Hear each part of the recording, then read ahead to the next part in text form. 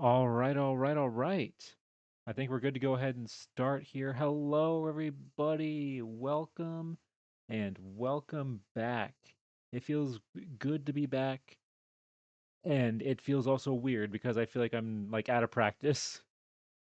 I'm out of practice for streaming because that's the thing. Even when I go on I mean, this wasn't technically that long of a, well, 2 weeks, I guess is kind of a long time, but in the grand scheme of things, it's really not that long.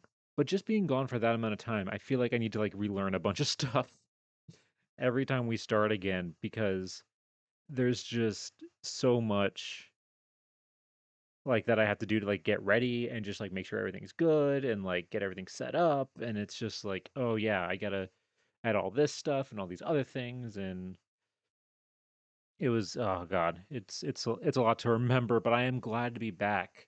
It feels good to be back. Even though it was only 2 weeks, I did genuinely miss this. It's crazy how like being gone, even though I still enjoyed my time off and everything like that, and I did you know enjoy myself. There was a part of me that was kind of like, oh yeah, I wish I could stream. But then there were also parts where I was like, I wish I can't wait to talk about this on stream, or I can't wait to share this on stream and everything like that because it's gonna be. I have some stories, some places I went, people I saw. Well, actually, I didn't really see that many people, but places I went. Mostly places I went. It was so nice. And I got back on Monday, and it was, oh God, it was I'll talk about it once we get into our presentation because I have a presentation prepared. As I do with all of these types of streams, I have a little presentation where we will be talking uh a little bit about uh or not a little bit about, that's the whole stream. The whole stream is me basically going to be it's a presentation. You know those like thing when you would like go visit like a family friend's house as a kid, and the entire time the family friend would just be showing like, pictures from their most recent trip? That's basically what this is going to be. This is going to be the streaming equivalent of that. So be ready. Be ready. That's what we're going to be doing. Uh let's see. Oh wait. Hold on. I just realized something. I need to Wow, uh, wow. Hey, What a beaut. Pirate. Hello. Welcome back. Thank you so much. Thank you so much for the 16th month streak. And thank you for the subscription. Thank you so much again for being here. I know I sound like a broken record because I say it every time, but I genuinely mean it. Thank you so much for being here. I thought you had one more week. No, see, I no, it was the 12th. The 12th was when I was going to come back. So see, you got me earlier than expected. You had to go less time without your nap fix. Whether that's a good or a bad thing, I'll let you decide. But yeah. It feels good to be back. I was just saying how like, it feels kind of weird because like I feel like I haven't done uh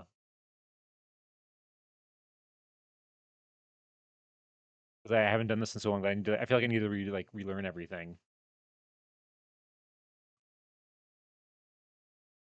Hold on. I just realized I forgot to do something real quick.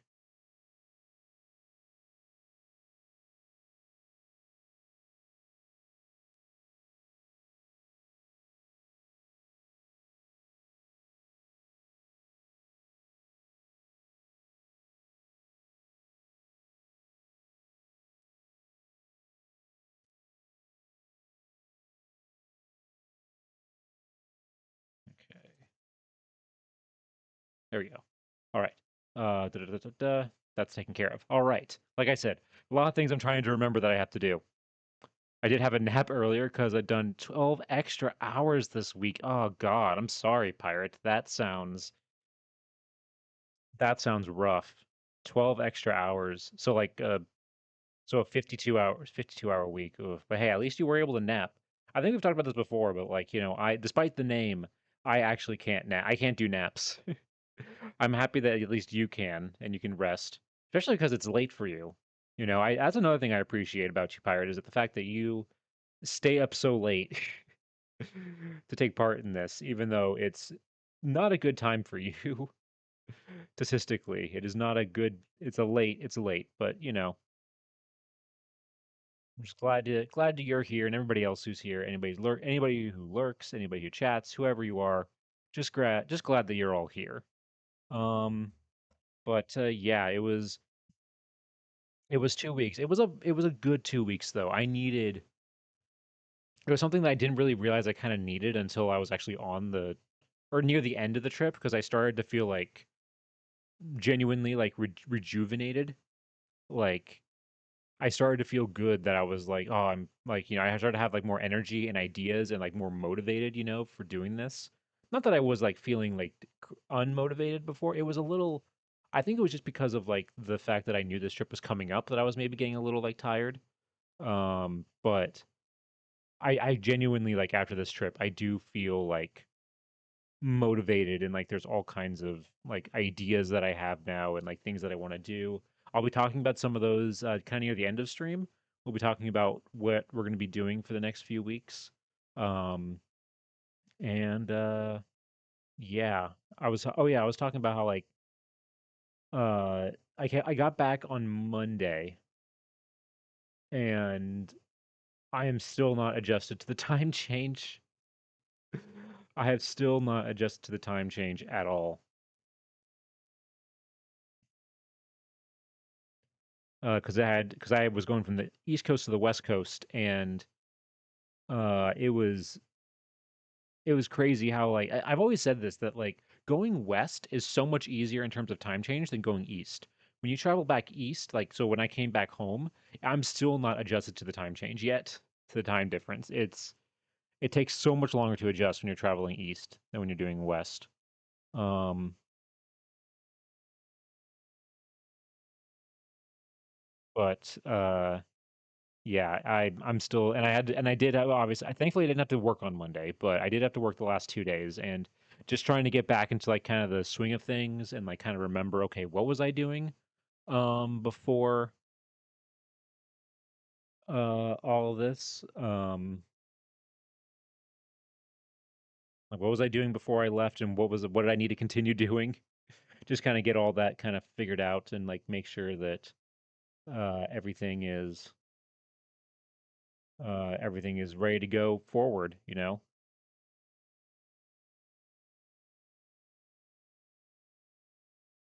But yeah, I think let's see. I'm trying to think if there's any other because I don't want to talk too much because I want to save it for the presentation that I have prepared, so I can yap, about all that during the presentation. I don't want to start yapping now because it's going to spoil stuff. Can't have spoilers in a in a comeback stream.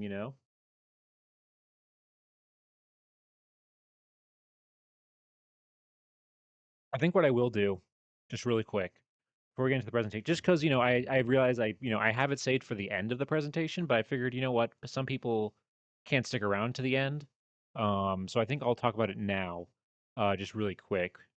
Basically, going forward, this is going to be the plan, and that is that we'll have a stream probably on Saturday, probably playing some like Stardew Valley or something like that, and just chilling and doing all the fun stuff. Um, and then Sunday, so this Sunday, the 16th, I believe, the 16th, we are going to be doing going back. We're bringing him back. It's going to be a genealogy research stream. That's right.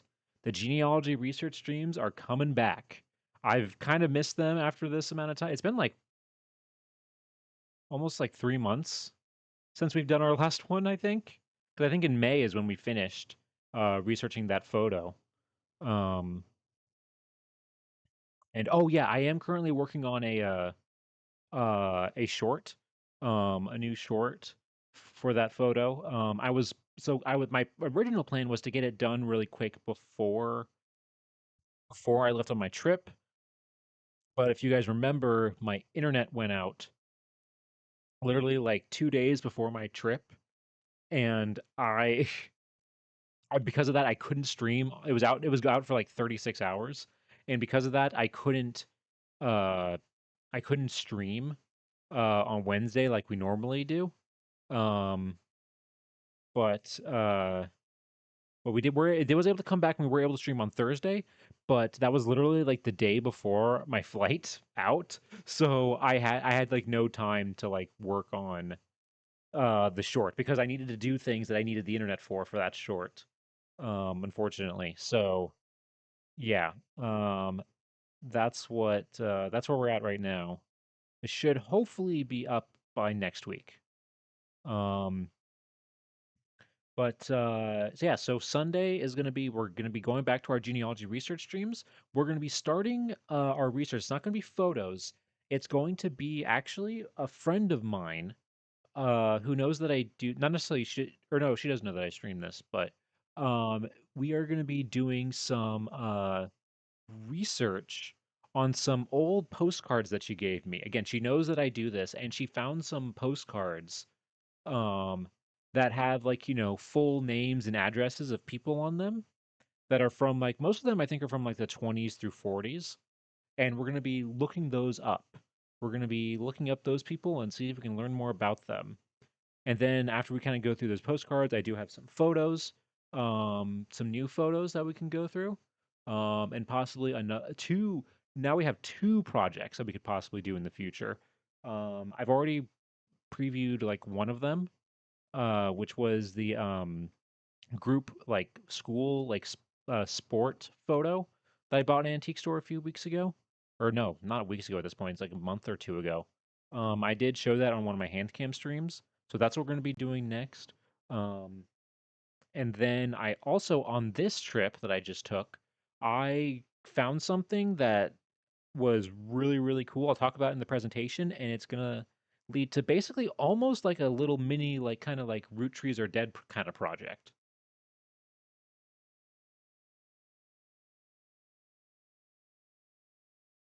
So yeah, so that's going to be our research streams. Then next weekend, not this weekend, next weekend, there's not going to be an extra stream like a Stardew stream or something like that because I'm going to be busy because I am going to be taking a very small, quick trip. Nothing too crazy, but I will be gone. But I will be back early enough so that we will stream again on Sunday. We will still have our Sunday stream that week, and I'll be talking on that Sunday stream about what I did and where I was because it's really really cool and I'm really really excited about it coming up. Um, and then uh,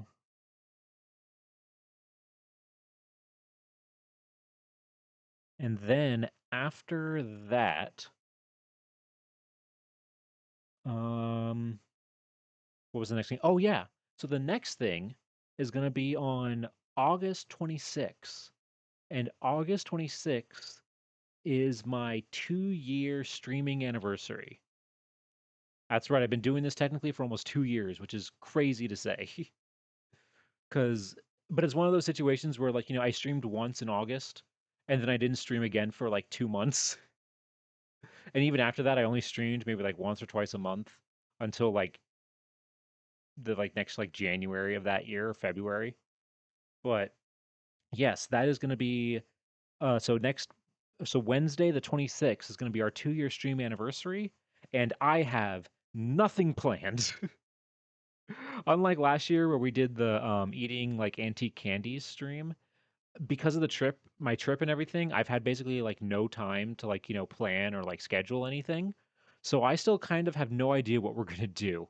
I have like a few small ideas maybe, but it's not going to be, it's going to be way more, it's going to be pretty chill. It's not going to be like our affiliate anniversary stream. It's, it's not going to be like our,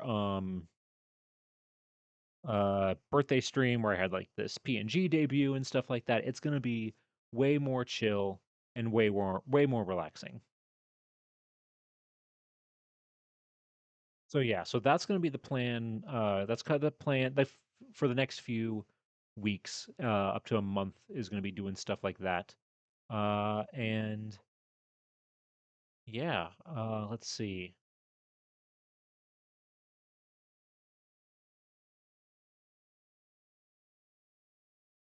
I don't think there's anything else.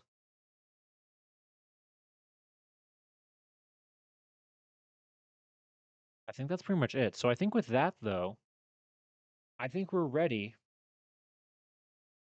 I think we're ready to go ahead and get started on this presentation. So let's go ahead then and let's get this set up. All right. And hello, Lewis. It's been a while. I hope you had a good time while I was gone. Unfortunately, Lewis did not come with me on the trip. Because he is a peanut, he could not go through customs. Because he is technically agricultural material. So unfortunately, we did have to, leave him behind. But he had some time off, and I'm actually, you know what? Let's ask him. Uh, let's see here, Lewis. Uh, did you enjoy your time off while I was on my trip? That's totally me. Yeah, it is you. It's very you to like chill and relax and like, you're very independent. You don't need me to be around. You're very much your own guy, your own peanut guy. All right.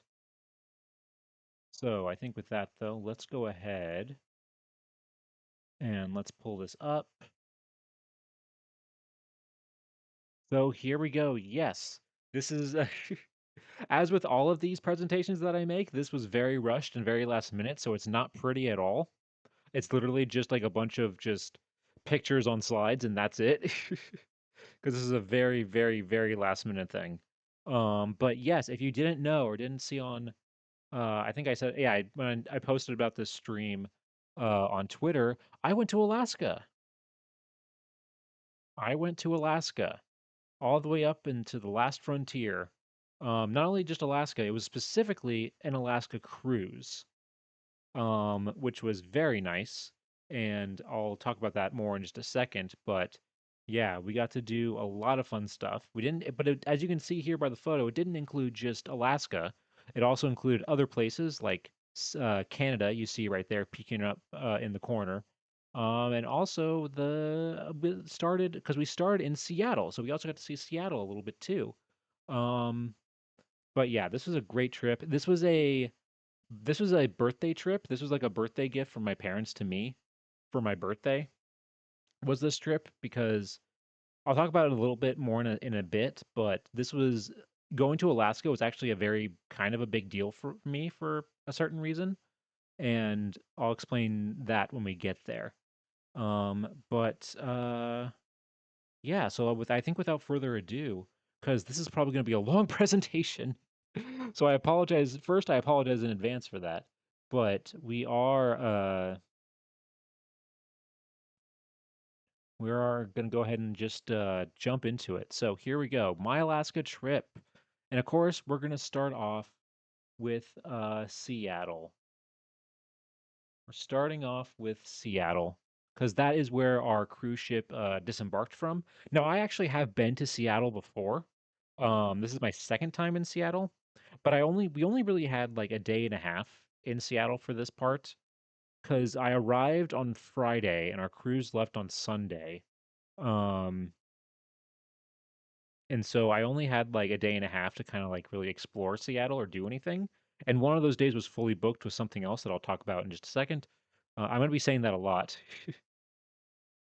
Were you sleepless in Seattle? No, I was not, Pirate. I was the opposite of that. I was actually very uh I was actually very awake for parts of it because again, the or very asleep. Sorry, I was not awake. I was very asleep because going, as I said earlier, going west in terms of the time change is so much easier. But yeah, and Seattle itself is it's a cool city. I like Seattle. It reminds me a lot of San Francisco, kind of same vibes. Um, and we were lucky this whole trip. This whole trip we had like perfect weather. Like, because the stereotype is that oh, Seattle is going to be rainy the whole time and stuff like that. No, it was for the most part we had like perfect weather. It was like this, like for most of our trip, even in Alaska and stuff. Well, it was cloudy in places, but it was still like like it wasn't like freezing cold Alaska weather. It was about like the highs in like some parts of Seattle were like in the 60s, which is great. Um, But yeah, so this is just kind of around the waterfront area around like uh Pike's Place and stuff like that. Very cool kind of area. Very touristy area with a lot of different attractions, but I think here in this part of Seattle, you get truly the number one Seattle attraction that I think truly represents what Seattle is as a city. I think, it perfectly encapsulates this city and is probably the best attraction of all time. And that, of course, I am talking about is the gum wall. I mean, just look at it. Don't you just look at it and feel something? It truly like all true art. You look at this and you feel something. It's not necessarily a good feeling, but you feel it. I'm just kidding though. No, this is not the number one. This is by far one of the most disgusting things I've ever seen in my life. Because I think when I went to Seattle the first time, I was like in high school, and I was kind of like, "Oh yeah, this is so being like dumb teenager, like, oh, this is so funny and cool." Now looking at it as an adult, it's like, "Oh God, this is disgusting." Like it is just truly, it's horrible. It is absolutely, absolutely vile. And I think when I was in high school, I think I added to it because I was a dumb teenager. So somewhere on this wall is possibly my gum from like a long time ago, from like over a decade ago. Um, but I'm not gonna try and find it because God, it's disgusting. Because especially because when you like get really close, like you can tell like parts of it are like wet because some of the gum is fresh, and there are also like bees like hovering around it because they're attracted to like the sugar from like all the gum. You can tell though that like the candy stores nearby like must make bank off of the gum because you can tell that they sell gum so that people can add. It's crazy that people are still adding to it too, because this has been around for like I don't know how long.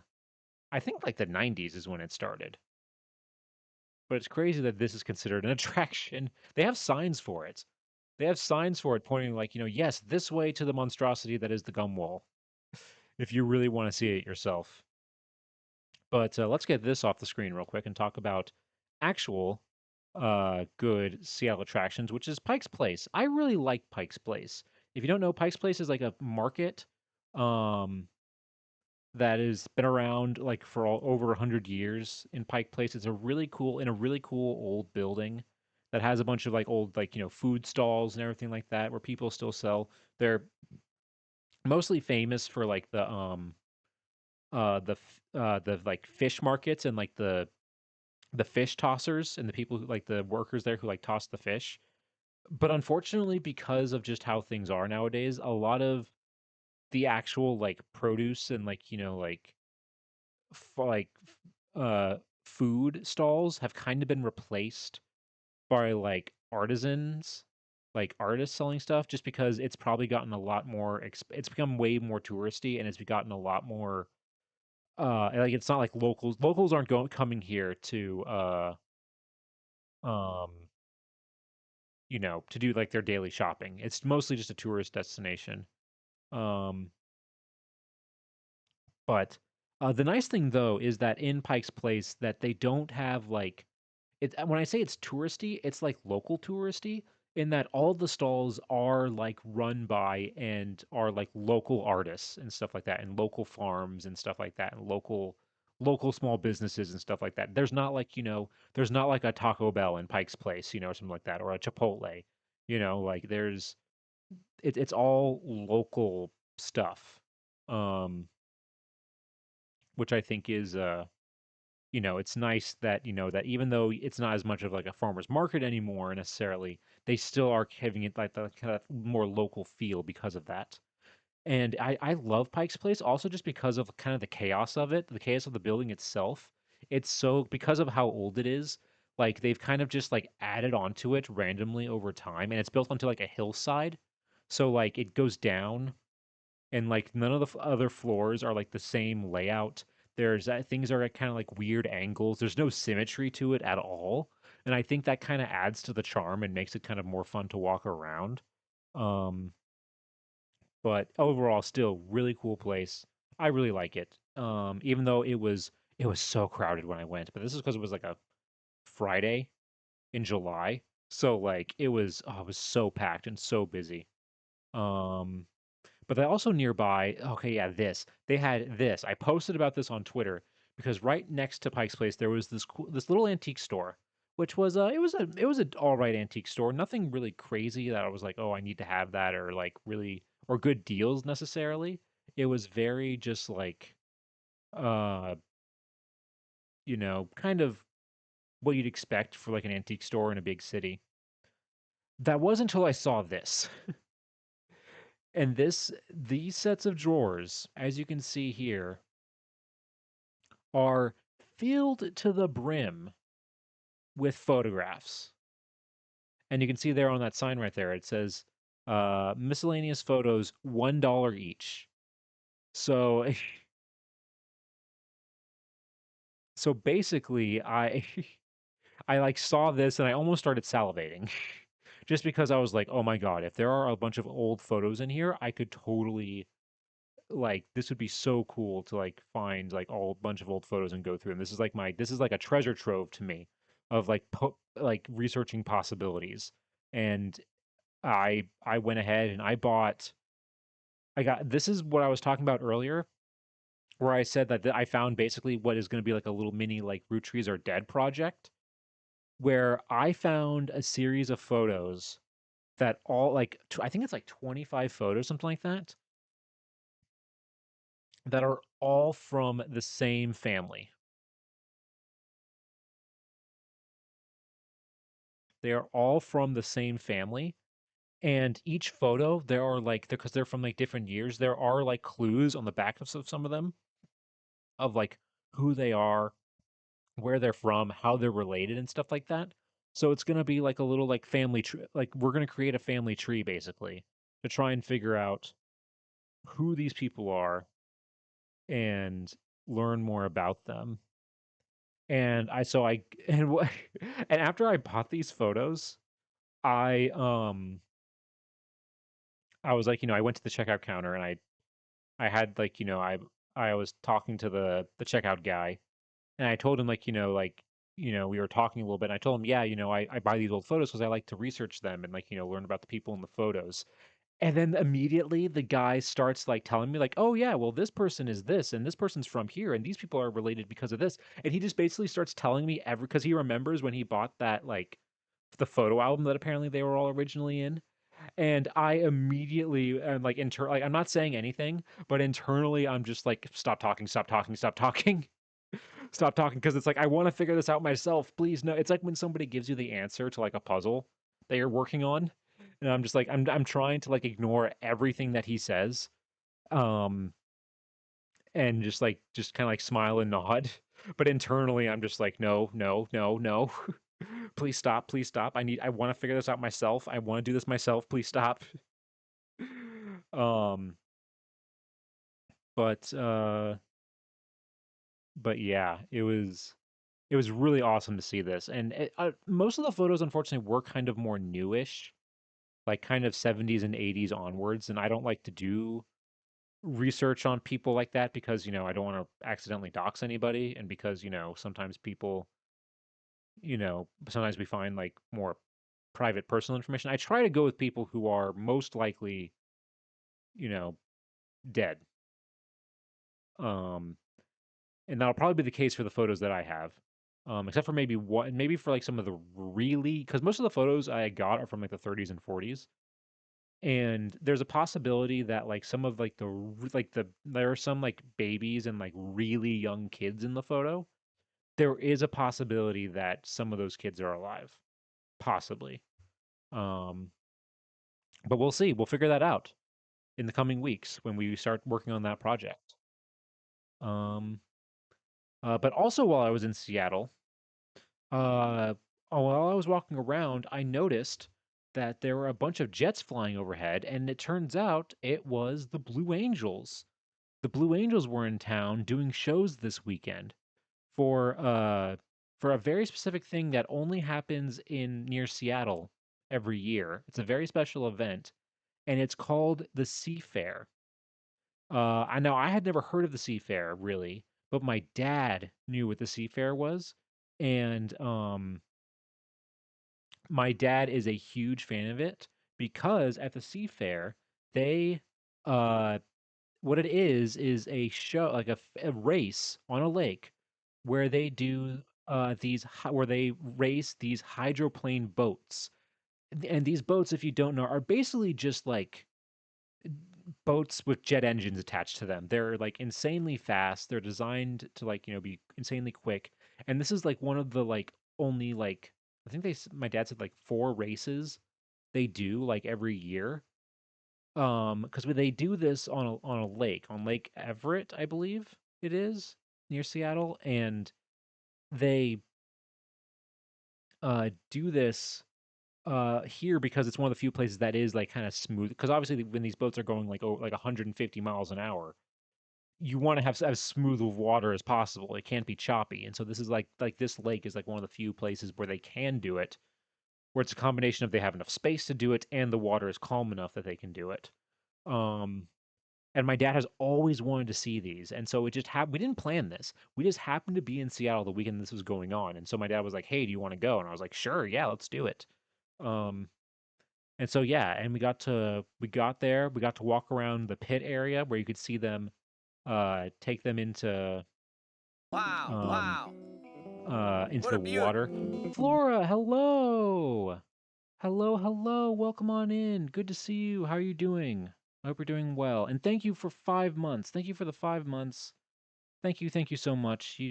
I greatly appreciate the support. I hope you're doing well. And congratulations. Well, I don't know. Well, I mean, I guess you did die, but congratulations on doing so much better than I thought you were going to on Oregon Trail last night. I'm gonna be honest. You did so much better than I thought you did. You did so much better. Especially when decided to leave in July. And you were so close. Like you did really, really well. Even though everyone did die, even though you did die, you know, it was a really really fun stream.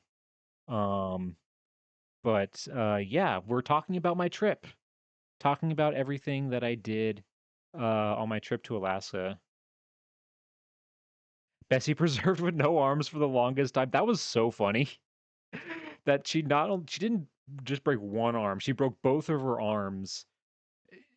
Like yeah. Like it was just like that is just crazy. Like she was basically just like I like to imagine that like by the end of it, she had like ditched the wagon and she was just like straddling an ox like with her leg, like riding an ox like a horse, just riding it like, and holding on with her legs, just doing her best right until the very end. Thank you for your wisdom through. Oh, no, hey, a lot of that. Honestly, I tried to backseat. I don't feel like I backseated. Like I don't like backseating. So like I felt like I did a pretty good job of not being too, because I really wanted you to do it yourself for the first time. But it was really really fun, and I hope maybe to see it again because maybe next time we can get you to Oregon. Um, but oh, and Flora, you missed in my presentation earlier. You just missed it. Your favorite thing. Let's go back real quick. We missed your favorite thing. Look, it's the gum wall. Look at it. It's beautiful, isn't it? Clearly the best attraction.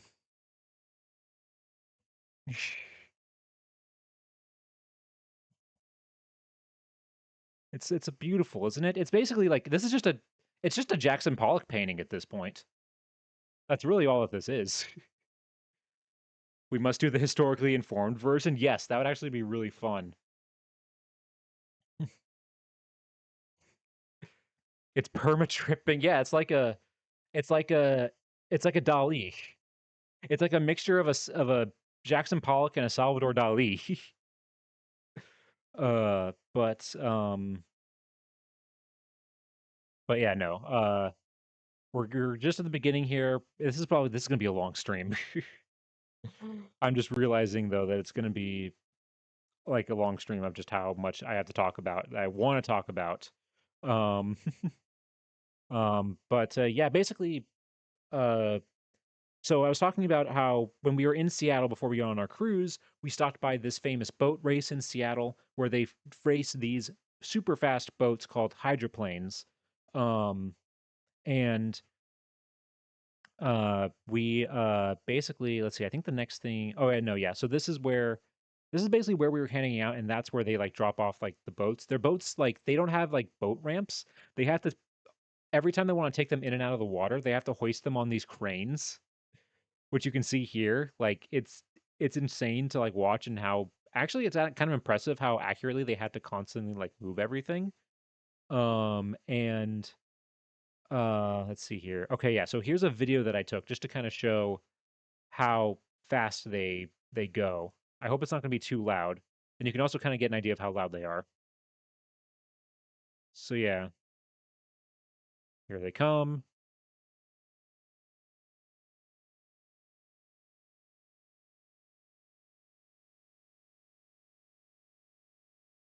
Like, they basically just do laps around this lake and everything. Um, and it doesn't really, I think, show up that well in the video, but they are loud. They are so loud, especially when they're not in the water, because they'll test the engines before they put them in the water. And when they're in like the staging area doing that, it is like you need like if you're like next to it, you need like ear protection. Like they are so loud um throughout all this. But it's not just it wasn't just a water show. It was also uh it's also an air show as well. Where they have a bunch of they normally have a bunch of like aircraft and like air shows and stuff like that of people like, you know, flying around and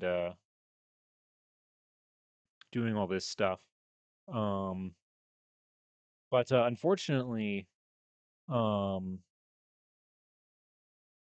unfortunately though, we didn't get to see that much um of the air show because unfortunately a lot of the performers had to cancel because that day it ended up being too windy, and because of that they only did a few things. It was like that plane and this helicopter is the only thing that we saw, which was cool, but there were supposed to be like 5 or 6 other shows including the Blue Angels. And if you don't know, the Blue Angels are a very famous aircraft uh like flying routine that are very famous, and they unfortunately they also had to cancel. So unfortunately we didn't get to see as much as we wanted to when we were here, but um but it was still really fun. Also they had a car show, which was crazy. They had all kinds of like there was tons of stuff here, way more than I thought it was just going to be the boats, honestly. I thought it was just gonna be the boats and the Blue Angels, but there was actually so much more stuff. Um,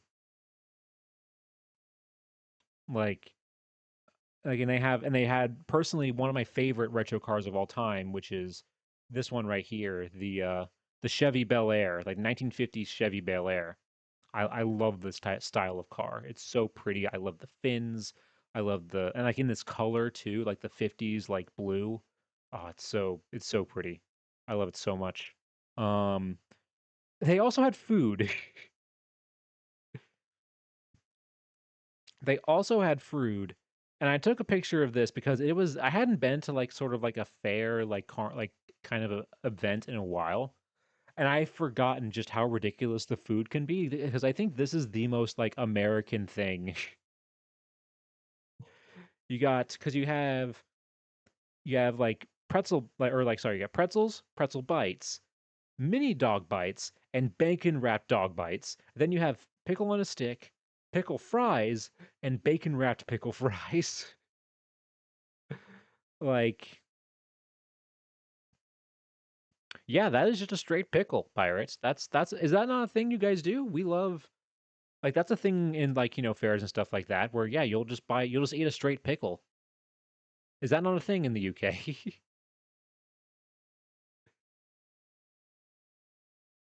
Yeah, no, that's a wow, I'm learning a lot, but wow, I guess that's straight straight pickle. Oh, I realize how that sounds now. uh yeah. Yeah, we Americans, we love our pickles. I'll just say that.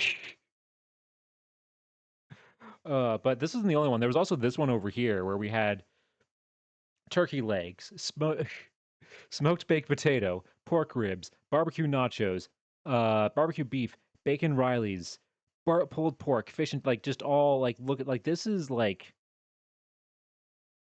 onion rings, a block like all of this is like like things. I like the joke that this like things the European mind can't comprehend, and that includes my lunch. That includes my lunch that I had while I was there. This is what I ate. That fish and chips looks abysmal. What are you talking about, pirate? That fish and chips look awesome. It looks like it has like they do like the double fried like fries. Like it's really good. And this is what I had. This is basically it's double fried fries with bacon and cheese. And it's one of those things that like I will admit I got it because I was really hungry and I wanted something terrible.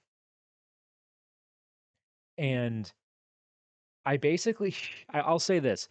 It tasted good while you were eating it, like while you were chewing it, and then after you swallowed it and it was in your stomach, it was the worst experience ever.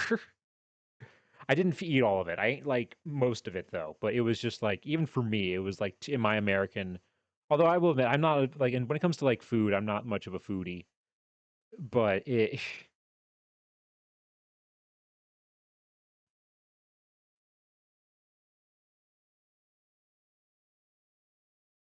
was like I don't know how to describe it. It was great in theory. I'll say that it was great in theory. And also this didn't help that like on the actual cruise, I wasn't necessarily eating great either.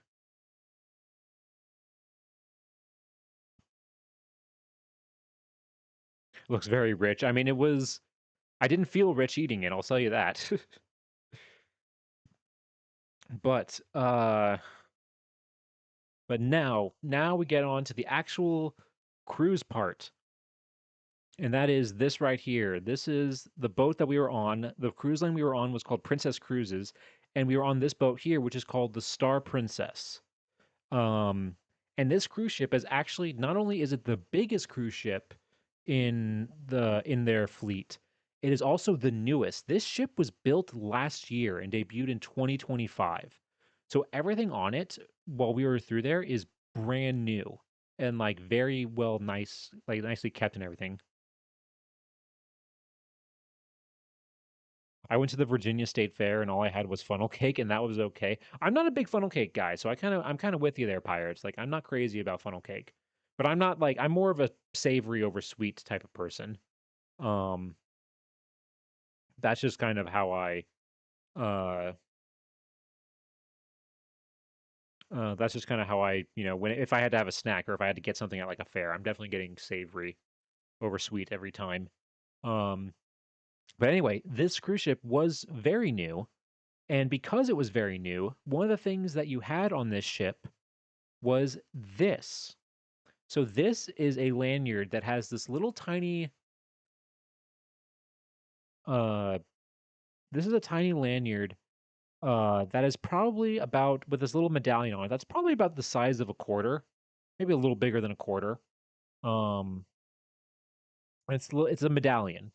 Now every single person on this cruise ship has a medallion. And basically what this is that this is your key to your room. This is your how you pay for drinks and how you can pay for like the casino and stuff like that. You can do this is how you like, can has when you get on and off the ship, this is what you tap. Like it's connected to your ID. And it also it also tracks your location within the ship as well.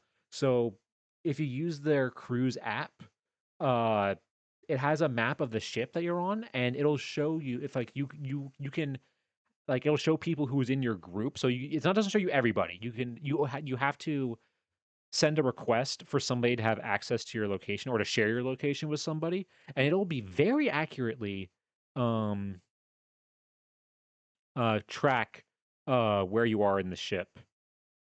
So it's an RFID basically, yeah. Hey, Dreaming of Infinity, hello, welcome on in. Good to see you. If you want a fair dessert, elephant ears are the way to go. Ooh, I think I've heard of elephant ears, but I don't know exactly what they are. I've heard the name, but I don't exactly know what they are. But yeah, so basically you have this thing on you the whole time.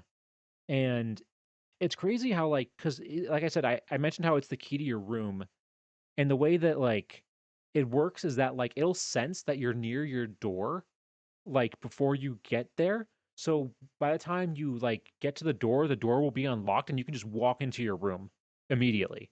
Like you don't need to tap it or anything like that. You just walk into your room because the door automatically unlocks. The only problem though that we heard is that sometimes if people like take these off and store this in like one of the cabinets or in the bathroom, which is right by the front door, it'll just make it so that your door is unlocked like the whole time. So that's a bit of a little bit of a safety problem that I don't think they maybe thought about, but we thankfully because we knew that, we knew not to do that. Um but yeah, and also your this is the back side of it. I'm not showing you the front side because the front side has my name on it. So but yeah, so this is it was these things they worked for the most part the whole time. I'm not crazy about the location tracking, but I'm just nervous that like at some points like it makes me nervous that like what happens if this like breaks or this technology breaks? Like what if there's like a Wi-Fi outage or something like that? Like or some sort of like internet outage on the ship? Does that mean you just can't get in you just can't get in your room? Can you just not do it? Like I'm just curious. I don't know how that would work. um but yeah, so and this is our room. This is what our room looked like. I shared this room with my cousin. Because it was me, my parents, my cousin, and a family friend, who some family friends who joined us on this cruise. And so this is my cousin and I's room. Um, and what was great about this room, honestly, first of all, it was decently sized, like especially for like a cruise ship room, but we had a balcony. And God, the balcony made this trip. This balcony was so nice. This was the view the day we were leaving. We had a beautiful view of Seattle, from our deck. It was awesome with the Space Needle and everything right there. Um, and just throughout the cruise, like the views were most of the views you'll see of like landscapes and stuff like that in this presentation were taken from this balcony. Yeah, no, it was a great view. Like this is an example of us being at open ocean. When we were at open ocean, I actually did see whales from our balcony. We saw like the spouts, you know, like when they would come up to breathe and everything like that. And then I did see a tail at one point come out of the water, you know, like a humpback whale. And I was so jealous. Apparently, my parents, who were right next door to us, my cousin and I, we were in like a different part of the ship, I think like having lunch or something. And they were on their balcony and they said they saw an orca like jump out, like do like a Shamu jump, like out of the water and everything. And I was so jealous. I would have loved to have seen that. That would have been so, so cool. Um, but yeah. Yeah, like this is like these are the views that we were having, like, you know, as we were going around Alaska and everything like that. Just absolutely beautiful, beautiful stuff. Like, yeah, no, it really was incredible. And we didn't have to pay like we didn't have to pay like stupid amounts of money for the excursions to go whale watching to see whales. Because God, these cruise excursions like are ridiculously expensive. Like it's insane. But and we did like the cheapest ones. The ones that we did were like the cheap options. Um, but yeah, and like oh yeah, the sunset too. Also, this was at like 11 p.m. at night. Like it was 11 p.m. at night and the sun hadn't gone down yet. You know, like you can see a lighthouse right there, like in the corner. Um, of this like island right here. It was so pretty. The pictures honestly don't do it justice. It was so pretty. Um, but yeah, and then this is the inside of the ship. Um, this is like the center kind of like center of the ship, kind of like hangout lobby area. Um, and this right here is a giant LED screen. And what's cool about this giant LED screen, you can kind of see the seam right here, is that it actually splits and like is two, can be two, and have it so that you can like walk through it and everything.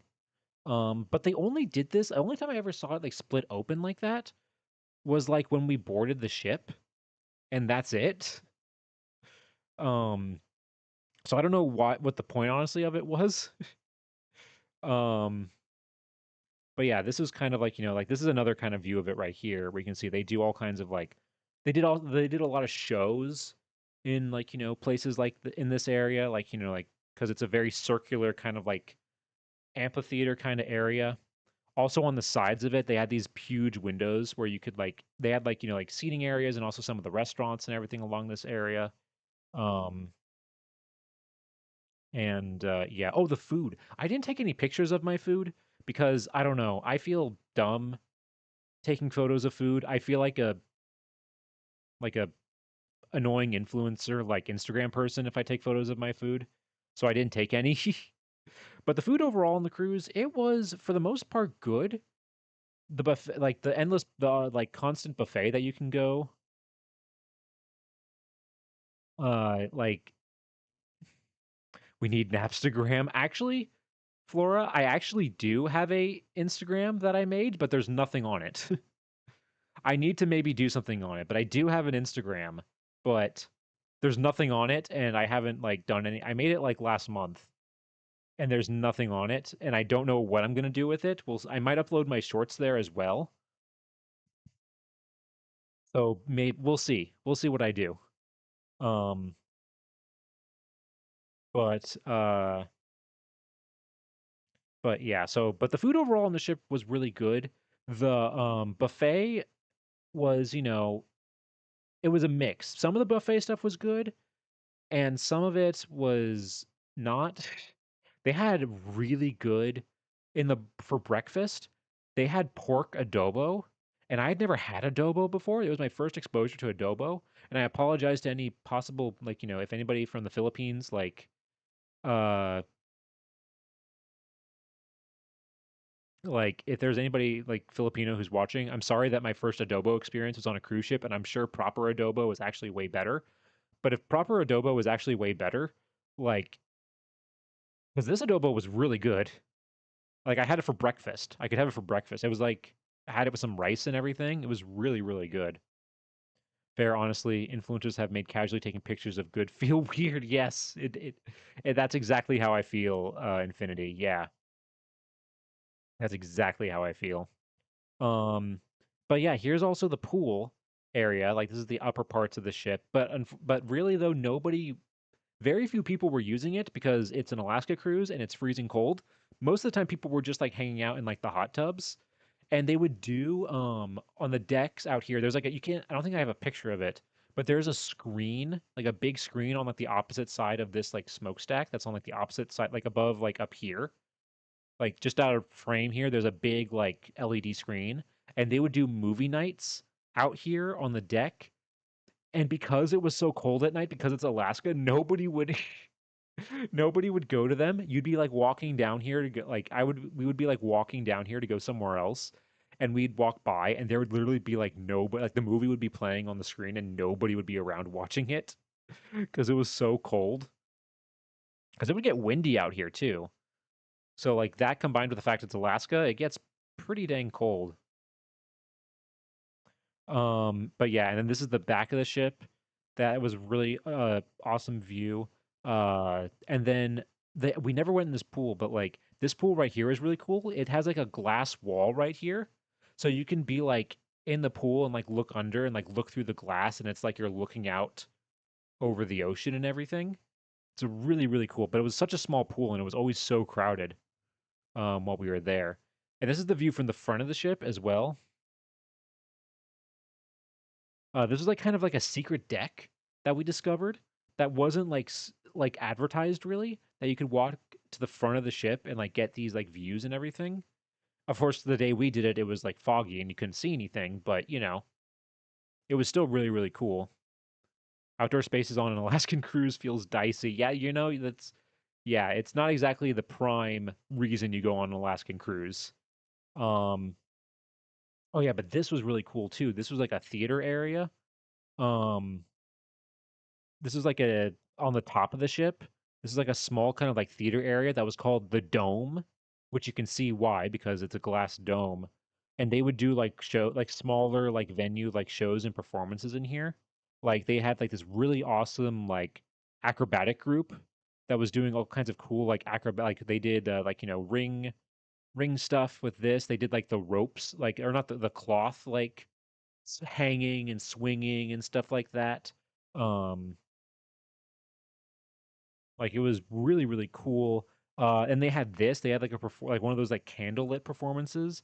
And because it was nighttime and how they did the lighting and had all the like candles right here, like how it reflected in the windows, like made it so pretty. Unfortunately, though, we didn't stay for this whole performance because my cousin and I were so tired that we were like falling asleep because the time change was messing with me and like because it was a 3 hour time difference when I got to Seattle.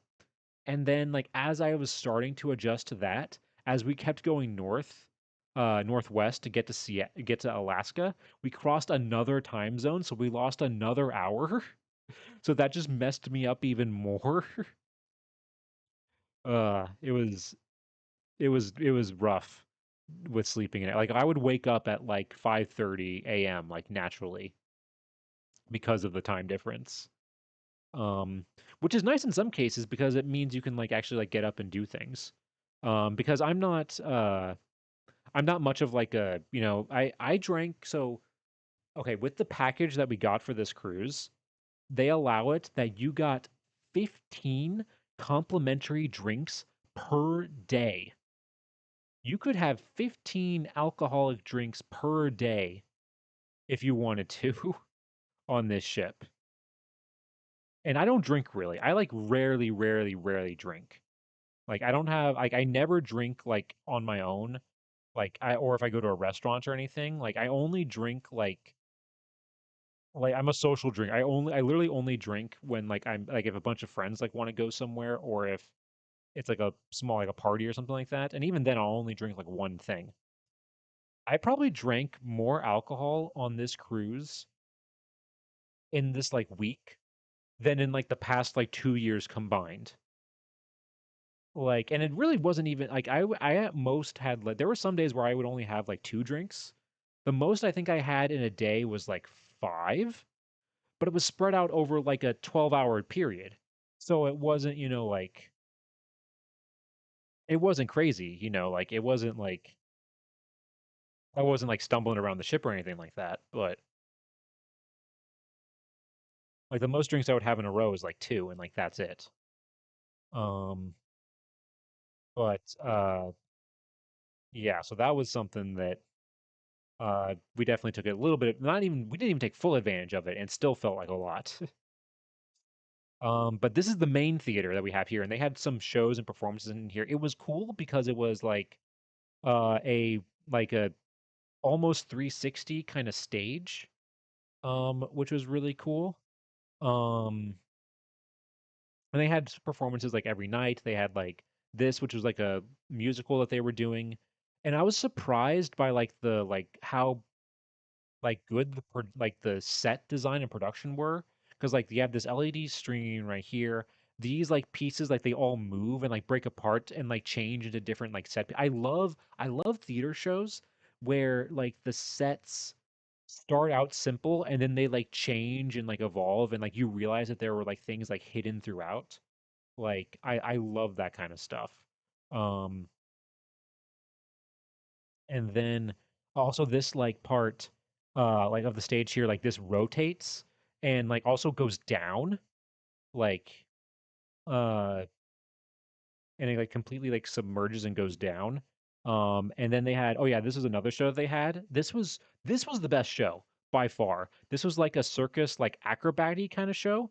Because before this, they were mostly like the troupe, like the theater troupe that they had, like doing the shows. It was mostly like your standard, like singing and dancing and stuff like that. And they were good. They were very good, but like um it was this show here because that really like was the best show by far because on top of being really good like singing and dancing, they also had to be really good. Like they were doing like acrobatics, they were doing like the hoop like trick things and like the rope swings and stuff like that. They were doing all kinds of stuff. And it was really really cool and really really impressive. Um no Hamilton show. No. Um no Hamilton on this ship. It was all original stuff for the most part. Um and oh, the only thing about the theater though is that you have to go through the casino to get to it. You have to go through the casino to get the to get to the theater and I I don't think there is anything sadder than like a cruise ship casino cuz they allow smoking in there. So it smells terrible in there. You have to walk through it. They allow smoking in the casino. So it smells terrible. And there are people that are literally in there like all day. They don't go on any of the excursions. They don't do anything else on the cruise. They literally just sit at the slot machines and just like press buttons. And like that's it. And it like walking through it, it felt like the SpongeBob episode where they're on the Flying Dutchman and they have to escape and they make the joke that the only way out is through the perfume department and it's them like running through the perfume department and like they're getting sprayed with the perfume like the samples of the perfume. That's how I felt going through the casino every day. Like that's what it felt like with all like the cigarette smoke and stuff. Um I've never understood gambling other than with cardboard gambling. Oh, that's so funny, Pirate, you bring that up because we thought, like, my cousin and I, because I've never gambled. I've never done like anything like that, in like a casino or anything like that before. And he had neither. So we thought, like, oh, you know what? Like, maybe we'll try it. And one day my cousin was like, you know what? I'm gonna get $20 and I'm gonna do some of the slots. But we went to one of the slot machines and we thought it was like one of the like five like where it's like, it's like 5 cents per slot. So that's what we thought we did. And then my cousin, he literally just like pressed the button twice for like two things. And we got like, we lost, and that's it. It was literally just like a 10-second experience and it's like, "Oh, you lost $20." Just immediately just like literally just like burned his money. And initially I thought like maybe I was going to try like not a slot machine. I wanted to do roulette cuz I think like I really want to try roulette. I think that could be like kind of a fun thing and at least it's more engaging than like a slot machine. They must be milking. I mean, they have to be because, like, we might have done something wrong. There were no instructions at all. We had no idea what we were doing, so we could have just done it wrong. But yeah, we literally just like he literally just like hit the button like twice to spin it, and like that's it. It was so funny and sad at the same time. Um, but yeah, on top of that though, the other things to do on the ship were the main thing that we did a lot was trivia. The main thing, because like they had like two trivia things every day, and I love trivia, but I will admit, after like 6 days of doing trivia, it gets a little you get a little tired of it. But it was still fun, and it was something that like I could actually like a skill that I could use that wasn't gambling.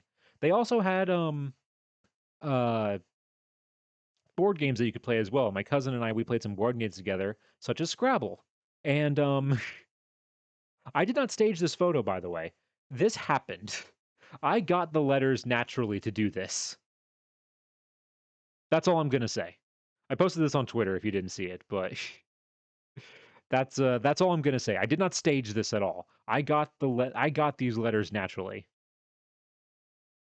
But yeah. So oh, and okay, so here's the other thing that I didn't know about with these cruises. It was glorious. It was really funny. Unfortunately, I couldn't play it. It didn't come out. There wasn't a situation where I could play that word on Scrabble. Unfortunately, I wish I could have. Um, so you might be wondering why I have a bunch of ducks in my hand.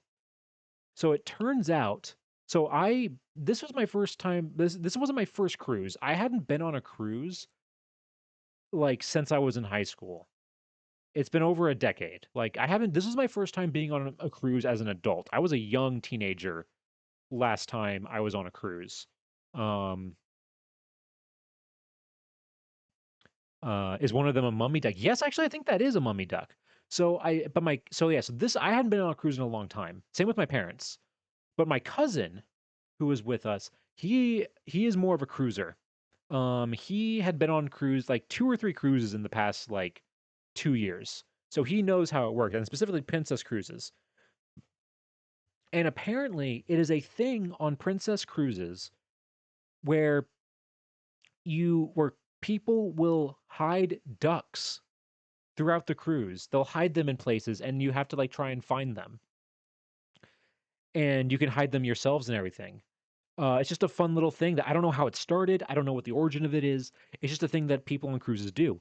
And I and my cousin in his suitcase before he got like on the cruise, he bought on Amazon a bag of 50 rubber ducks that were like different like designs and stuff like that like this. He bought 50 rubber ducks and was like, "We're going to hide these throughout this cruise." And I was like, "Okay, sure." I and we did. We hid all of them. And my cousin even found some ducks too. And we saw other people like we didn't see other people hiding them, but we saw other people like from a distance like finding other ones and stuff like that. Like it's just a fun little thing that apparently people do on the cruise.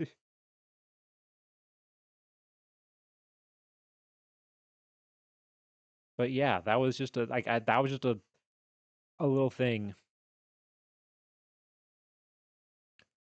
So all right. So yeah, so that's basically me that's me talking about the boat. The boat was pretty good. Or it was really good. I know it is really funny and cute. Yeah. Um so I will say this about the cruise though.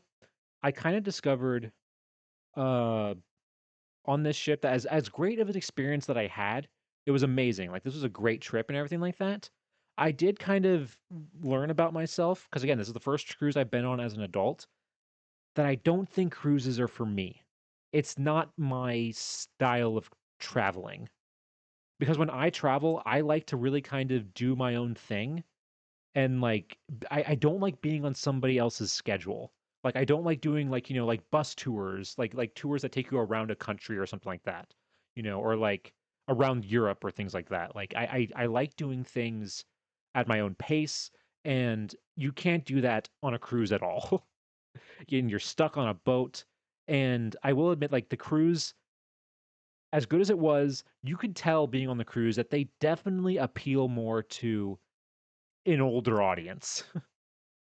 So yeah, I don't like kind of like I like having a loose schedule when I travel. Like I have like having a schedule where like yes, these are the things that I want to do and I plan on doing them on these days, but I can easily make changes if I have to, if I want to. Um yeah, I like the cruises are great if you love having like a strict schedule and you like have things being done like planned for you and stuff like that.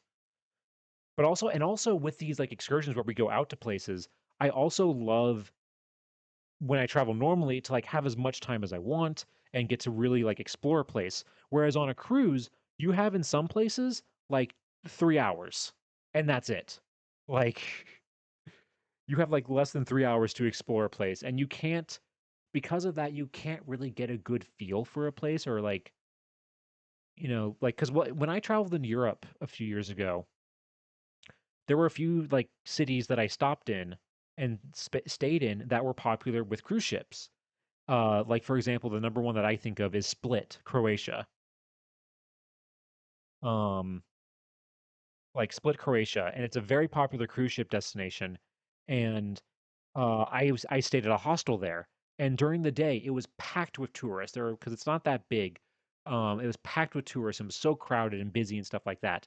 But then in the evening, when all the cruise ships left, and it was like a whole different town. Like it was so much quieter. It was so much more calming and relaxing. You could enjoy it so much more. It was just, and you don't, so, you don't get to experience that when you're on a cruise. So, that's like I said, I still had a great time on this cruise. I don't want to sound like I'm like complaining or that this wasn't a good trip or anything like that. It was amazing. It was, Alaska was incredible. But would I do a cruise again on my own? No.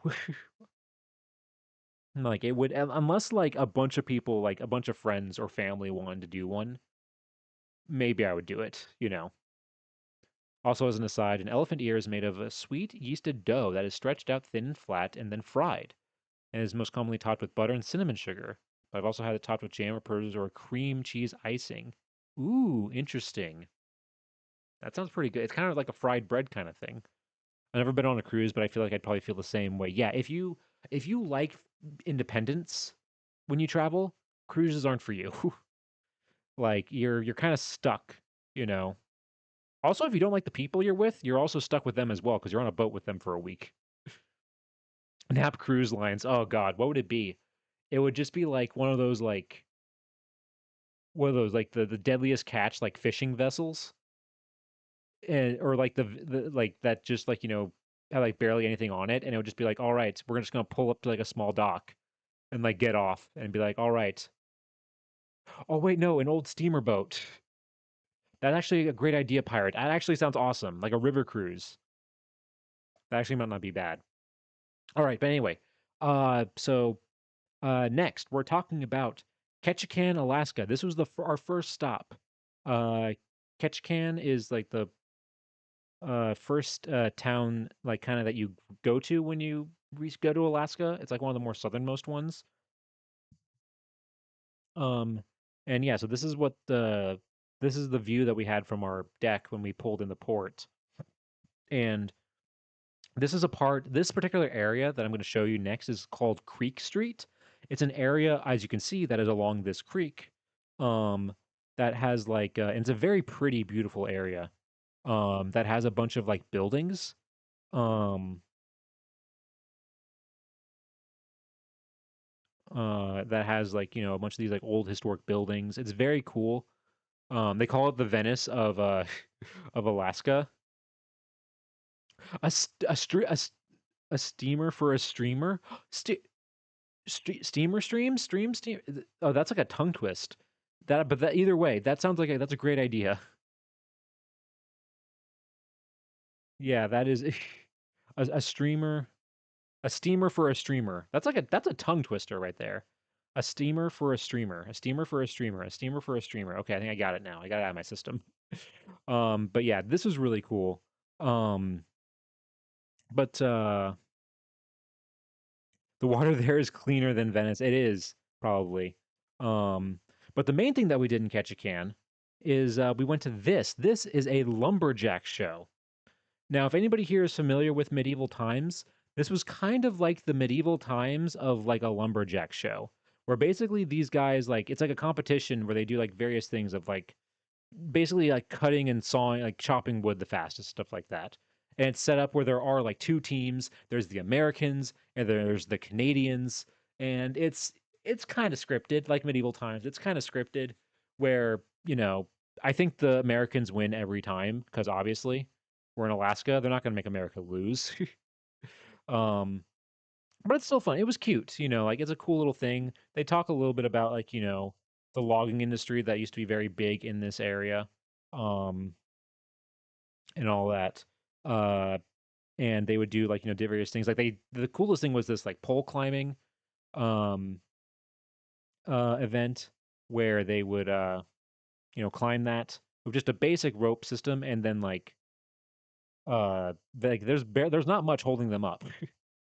Like if they fall, there are pads down here, but like barely. Like if they fell, it'd be it'd be pretty bad. Um Also did like this kind of like, little log rolly kind of thing. I couldn't take any video. They didn't allow video. So all I could do was like these pictures. But it was fun. It was like a cute little thing. Like I said, like if it was very medieval timesy. Um, and then however, when I was in the gift shop for this place, I did see this, which is, I think, the most egregious example of AI art I have ever seen, like being sold somewhere. Because my God, what the hell is going on here? Like, what is this guy doing? Why is the axe like blade down here? Where's his other arm? He's only at one-handed. Why is it like what is this? Like what is yeah, why is he chopping with a spatula with this down here? His two of the hands are just like an amorphous blob, and he's cutting it right here, even though this part of the log that they presumably cut off of this is like not even like angled right. Again, this other guy's arm is just a pole. Like it's so bad. And they have like they sometimes have these like little like things on their belt and sometimes they don't. Like it's oh god, it's so bad. Like I like they were selling this. Yeah, two tool belts that are identical to each other. The one acts upside down. Yeah, it's just like the more and what was crazy is that I showed this to my cousin and I was like, "Look at this. This is crazy." And he's like, and there was one other thing too that I'm like 90% sure it was also AI art, but it was not nearly as bad as this. Um and my cousin, I remember I was showing this to him and I was just like, "Yeah, man, look at this. Like this is crazy." And he's like, I think and he saw this and he initially like looking at it was just like, "Wow, yeah, it's AI art's pretty good, huh?" And I like looked at him and I like almost had to like yeah, I had to like stop myself from like yelling like, "What do you mean this looked like this is a good?" Like what I had to like point out all the stuff to him and then he was kind of like, "Oh yeah." And it made me realize right then and there that I think because, I am in the streaming space, specifically the VTuber space, I follow a lot of artists, and stuff like that, like that I've gotten pretty good at like identifying AI art when I see it. It made me kind of realize how, and somebody who's not in that, not in this space and not in, used to looking at this stuff, like it made me realize like, wow, yeah, some people aren't catching even stuff that's this egregious. It's probably okay if you take a quick glimpse and don't actually look. That's crazy because yeah, you look at the like, I don't know, even like a quick glance, like it really doesn't look good. Like it caught my attention, it was how it was that bad. But yeah. Also, what was also crazy about Ketchikan is that okay, Ketchikan was probably the least our least favorite of all the towns that we visited because it is like so touristy. It is so touristy. Like like the entire like 90% of like the downtown area is like jewelry stores. It's all jewelry stores, all selling the same jewelry to people. Like it's insane.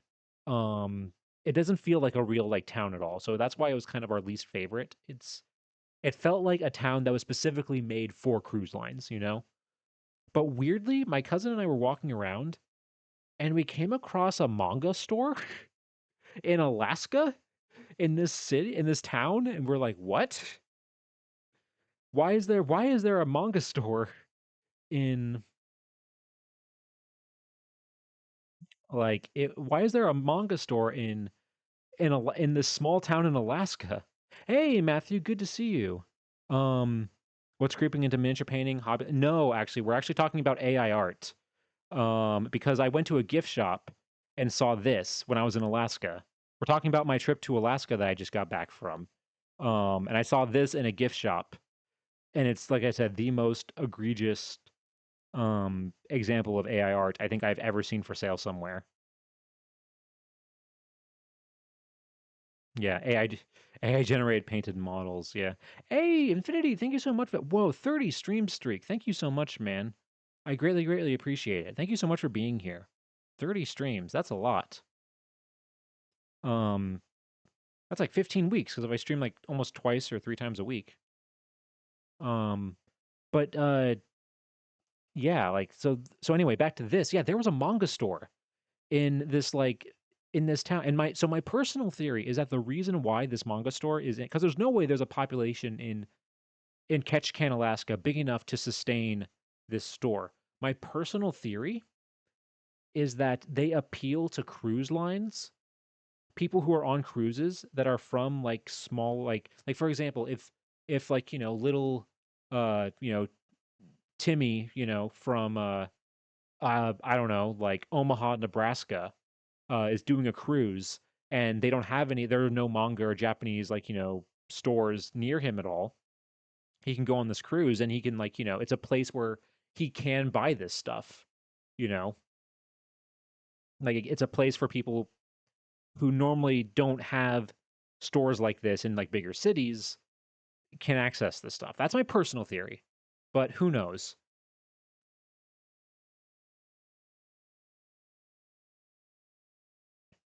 Who knows?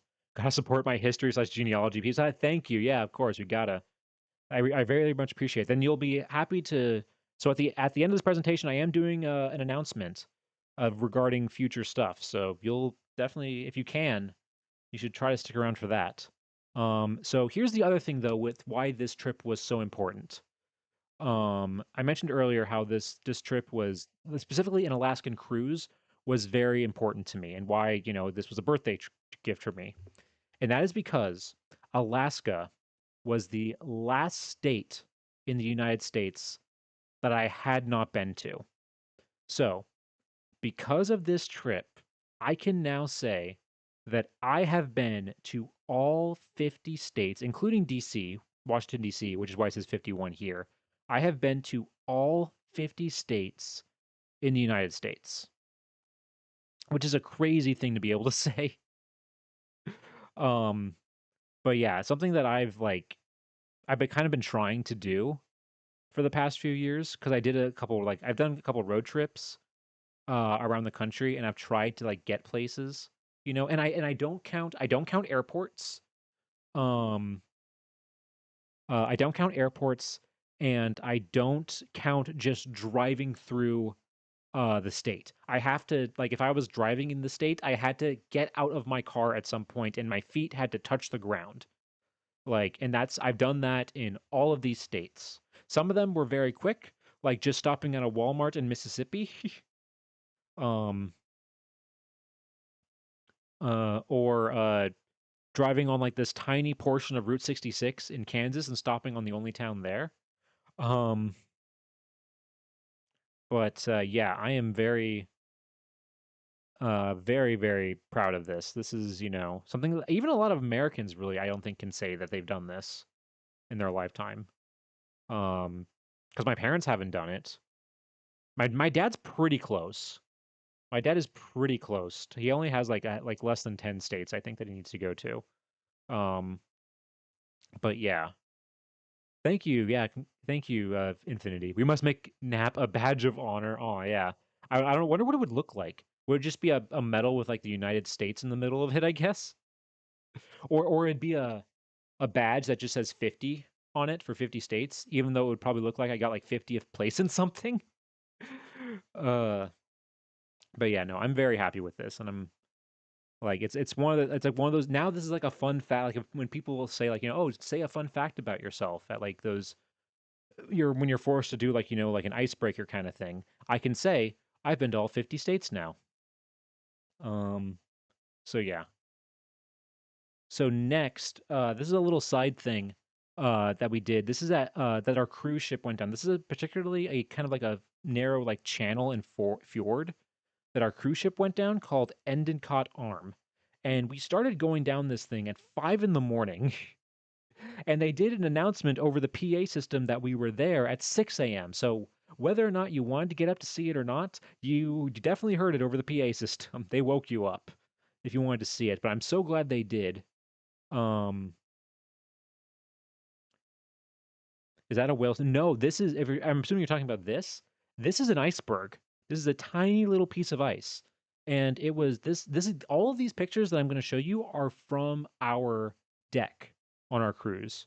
The area was filled with all these little tiny icebergs just floating around, and the pictures don't do it justice. It was so pretty with the combined color of the water because it's like glacier water, so it has this kind of like greenish color to it that's very pretty. The blue of the icebergs, the green and like of the hills. It's so pretty. Like it was just we were going down. Our cruise ship was going down this area, and there were tons of like creeks and waterfalls coming down the mountains. It was so pretty, and like just going down. Like it made me want to start hiking again so badly. I haven't done as much hiking this summer as I wanted to because of just being busy with things and uh had the weather that we've been having here, and it made me want to go hiking again so bad. And so here, this is when we were turning around. We were basically turning around because right here, it's hard to see, but right here is a glacier, like a big proper glacier. And then yeah, these are all like the smaller like bits of it that are like kind of coming off. Um, and it was God, it was so pretty. Again, all of these photos are from our deck. Like all of these beautiful photos are from our deck, which was like incredible. Okay, this one isn't from the deck. Like this one's from the back of the ship, obviously. Um, but yeah, like that's the the channel that we went down. Oh, and then also we passed by this, which is a another like kind of a glacier up here. Um, and this type of glacier had a specific name. I can't remember what it's called. Um, but it was so it was so pretty. Hey, Kat, hello. Good to see you. Welcome on in. How are you doing? Welcome on in. I'm talking about my trip. The reason why I was gone for the past 2 weeks was because I went to Alaska. And we're talking about my trip to Alaska. Um, and it was amazing trip. And we're just talking about some of the all the places that I went and some of the things that I saw. It's like that thing where like when you were a kid and like you would go to a family friend's house and your like parents' friends would like plug their like camera into the TV and show you all the pictures from their trip that they recently took and and as a kid you're bored out of your mind. It's like that, but on a stream. So then after Endicott Arm, we then went uh to Juneau, Alaska, which is the capital of Alaska. So I can also mark I haven't been to every state capital. That's I think that's my next goal. Now that I've been to all 50 states, I think the next goal is to go to all 50 capitals. I've probably only been to uh like 4 or 5 capitals. I haven't been to as many capitals because a lot of the capitals of states aren't big cities that you think they are. That sounds awesome. I wouldn't be bored. Hey, well, as an adult, yes. As an adult, I think that's awesome. But when you're like 8, especially when it's like family friends that like you don't know that well and they don't have like other kids to like play with or something like that, like that's what I'm thinking right now. Um, but yeah, so this is the Capitol. You can see right here, this is the Capitol building, and this right here, this is a statue of John Alaska. He invented Alaska right here. They have a statue of him out in front of the Capitol because John Alaska invented Alaska. Um, but no, seriously, this is Seward, I believe is his name. Uh, is it Samuel Seward? I believe is his name. He was the Secretary of State who basically made the deal that made it so that the United States bought Alaska from Russia because originally it was owned by Russia. Um,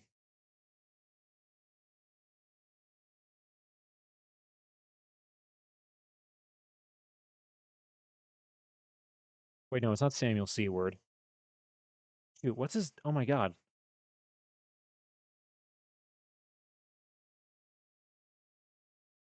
William Seward. Sorry, I got him mixed up with a different Seward.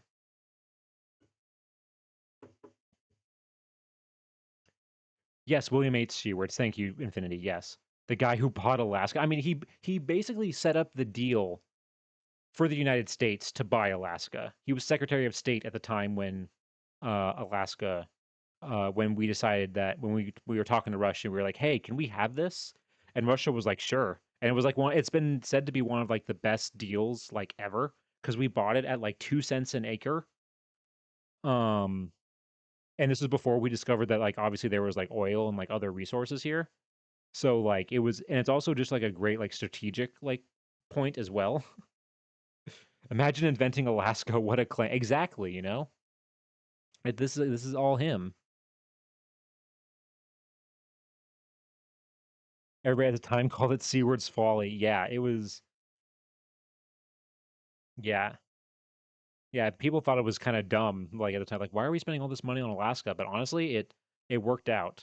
Um, yeah, holding Russia off exactly. So yeah, so after we got off in Alaska, we had a few hours to kill before our excursion. So we had lunch in this cool building right here.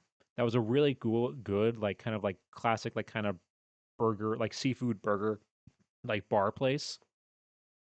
And it used to be a seaplane hangar, that they've converted into like shops and stuff like that and restaurants. And these are the seaplanes you see out here. These seaplanes are everywhere because it's like one of the main ways that people travel around Alaska. Um, because Juneau, the capital, Juneau, Alaska, has no roads going in or out of the capital. The only way to get to Juneau, Alaska is either by boat or by plane. That's it. There are no roads that connect the city to the rest of the world. Same with Ketchikan, as well. At Ketchikan is the same way. But yeah, so that's why people have to use like they use these types of planes to get around.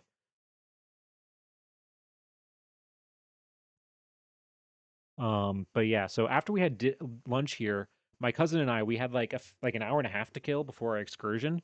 Um, and uh, we decided to go. We decided to go to the Capitol building because we thought, okay, we'll just go see, we'll go check it out. Like, we'll just go inside real quick, because a lot of times you can go inside if like the state like legislature like isn't in session or isn't like an event going on. Most state capitals you can go in the United States. At that point, everyone should travel around via Griffin. Honestly, hey, if you can find me a Griffin, Matthew, I'd gladly do that. All roads may lead to Rome, but none lead to Juneau. Exactly. I knew that from playing GeoGuessr. See, that's why playing GeoGuessr honestly is a great idea. You learn so much. You learn so much playing GeoGuessr. But yeah, so this is the Capitol building, and and I thought like, okay, maybe we'll just go like peek in real quick. They might have like a little like museum exhibit or something like that because a lot of the state capitals do. And we go inside, and we are shocked. My cousin and I, we are shocked. You can literally walk because they weren't in session right now, so there weren't that many people around. And it was a Wednesday afternoon, so it wasn't like a weekend or something. You can literally just walk around the whole building. You can walk by like in the office hallways and stuff like that. You can walk around everywhere. You can go into like the committee building, like rooms and stuff like that, where they do like committee stuff. Uh, you can go into like, the like other like hearing areas and stuff like that. You were able to walk around everywhere. I've never seen a state capitol that like is this like you're able to walk around like everywhere. Like you could not these are all offices of like legislatures, like senators or like state senators and representatives and stuff. Like you could just like walk in and just like knock on your representative's door, I guess, if you really wanted to. I don't think they were there at the time, but and again, you probably don't get this much freedom when they're in session and everything, but um it was just crazy to be able to just and there was nobody around either. It was empty like this for the most part. There were like we saw like a handful of like other people, like tourists as well, but it was so cool. And you could go into like these are the chambers, like the house, like their House of Representatives and their Senate, and they look exactly the same, but they are different rooms. And also, we took these pictures, my cousin and I, and then literally as we were walking out, we saw a sign that said "Please no photos" in these rooms. But I'm going to say that that sign was referring to when they're in session, so this is not breaking the rules.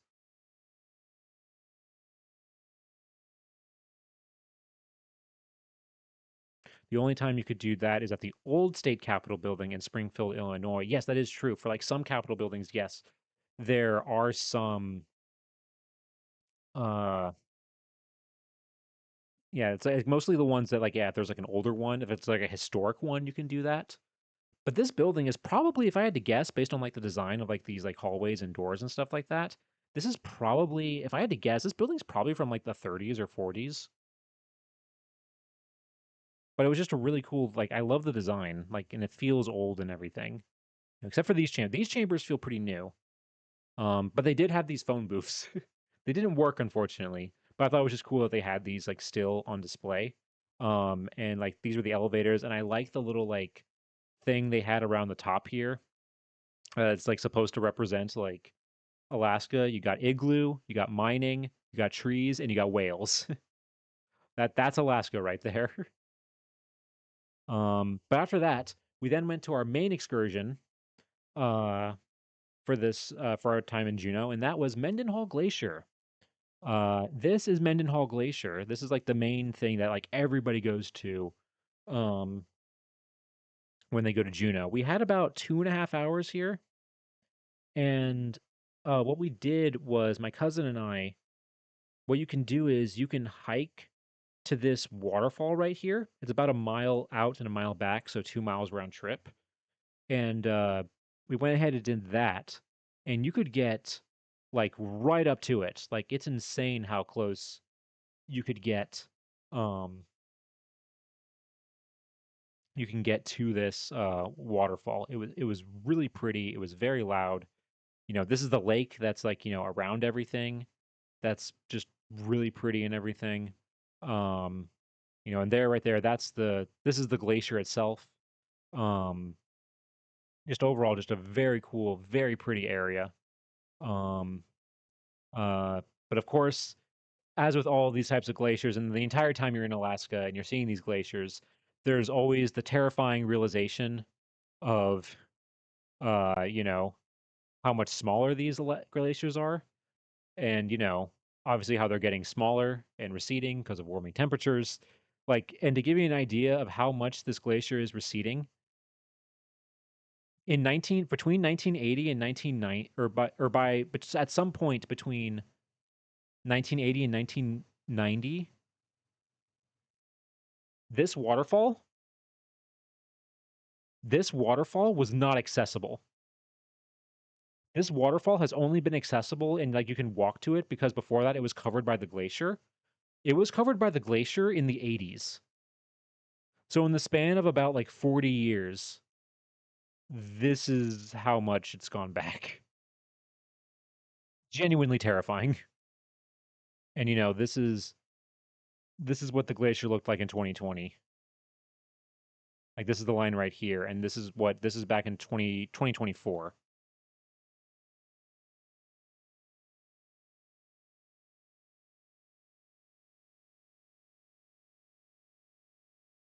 So yeah, just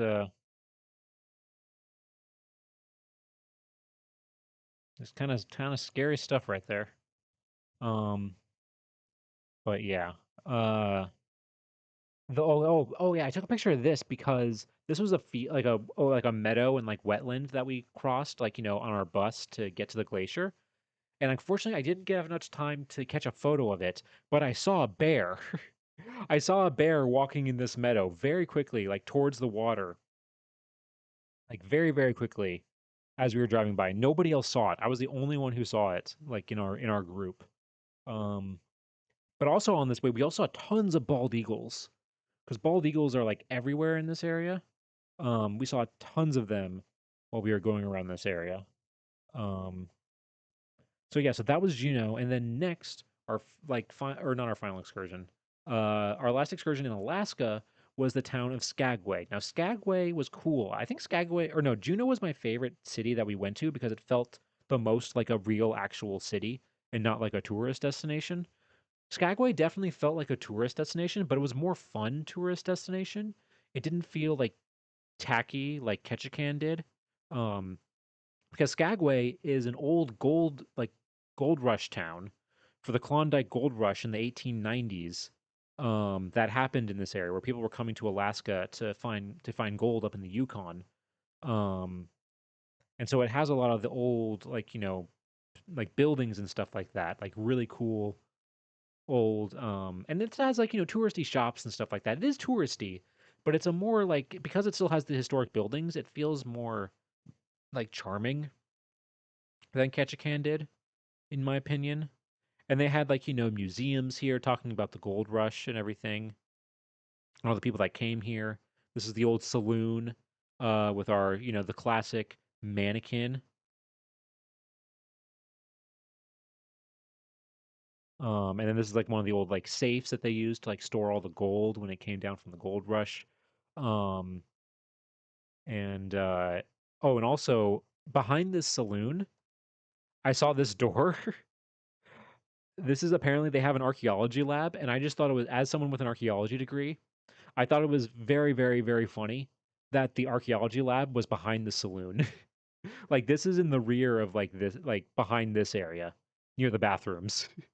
I just thought it was really, really funny that, of course, the archaeology lab where the archaeologists work is near the saloon. I don't live in Alaska, but there are a couple bald eagles that live near my house. They're very cool to see. That's really awesome. Yeah, I've seen bald eagles here in the continental United States as well. I think I saw one. I remember seeing them when I was in Wisconsin, um, a few years ago. But yeah, they're really, really cool. And then of course, being a place like this, you see some crazy things in a touristy town. Um, on the right here, we have a restaurant here that when you're in a small town like Ketchikan in Alaska, you got to make do with, you got to kind of get, there's not a lot of space, so you got to combine some things. So not only is this a Italian and Mexican restaurant, they also have Alaskan seafood, Greek gyros, uh, salmon, homemade pizza, Mexican Italian food, and Filipino food. Like this is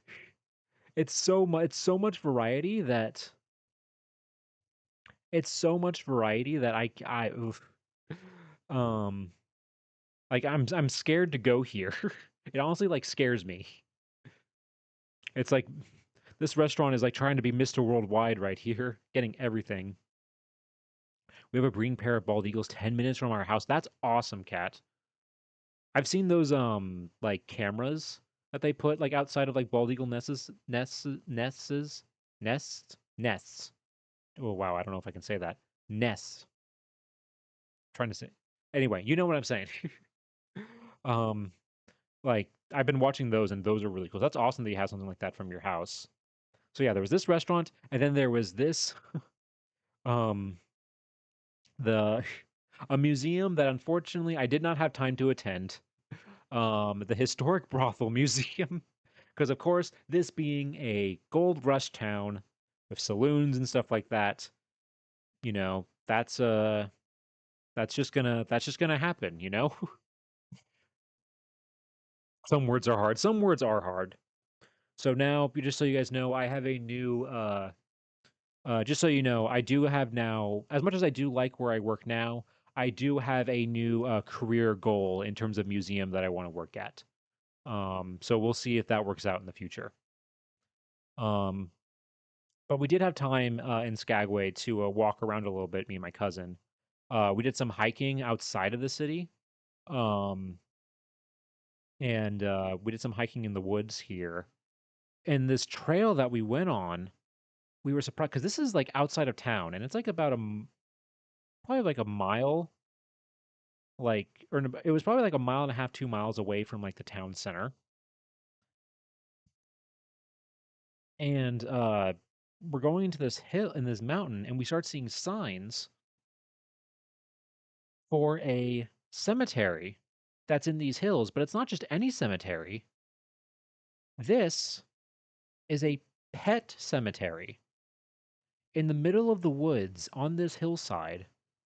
I don't know how this started, and I don't exactly know how old it is, but it's a pet cemetery.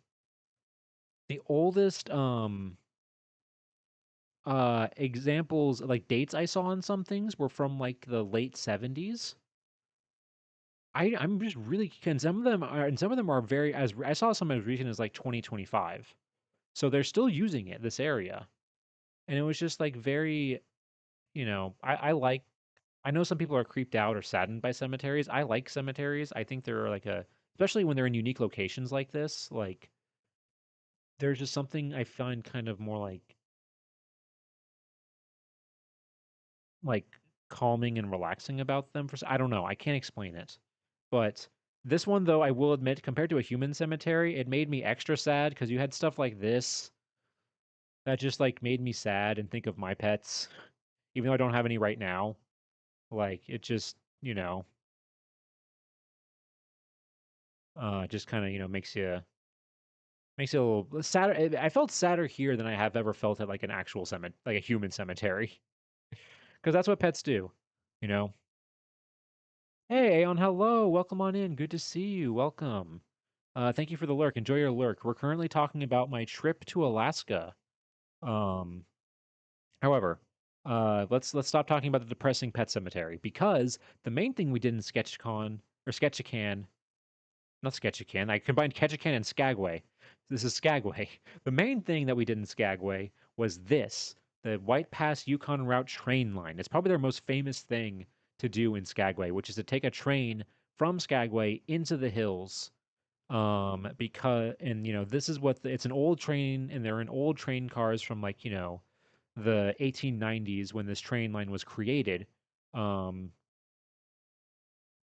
and has been like taking like not just supplies but also tourists like for like 120 years. So you can see here like we were near kind of the back of the train line. And what was really cool about the train, you can kind of see it here.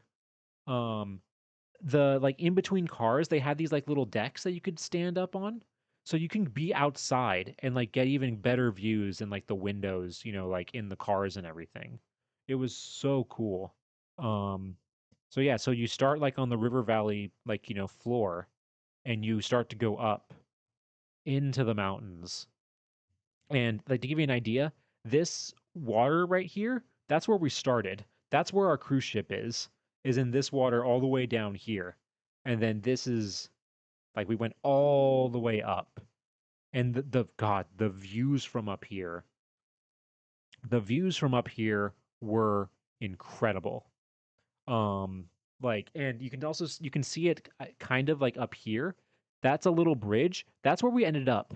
Like we started down here and we eventually made it up here and went into a tunnel into the mountain. We went through a few tunnels actually, but yeah, you can see like this is the rail line right here, and this is actually on this side here. This is a road. Unlike the other two cities, Skagway does connect to the outside world with roads. They do have a road that goes in and out of the city. So you can drive to Skagway from anywhere else in North America. It is possible.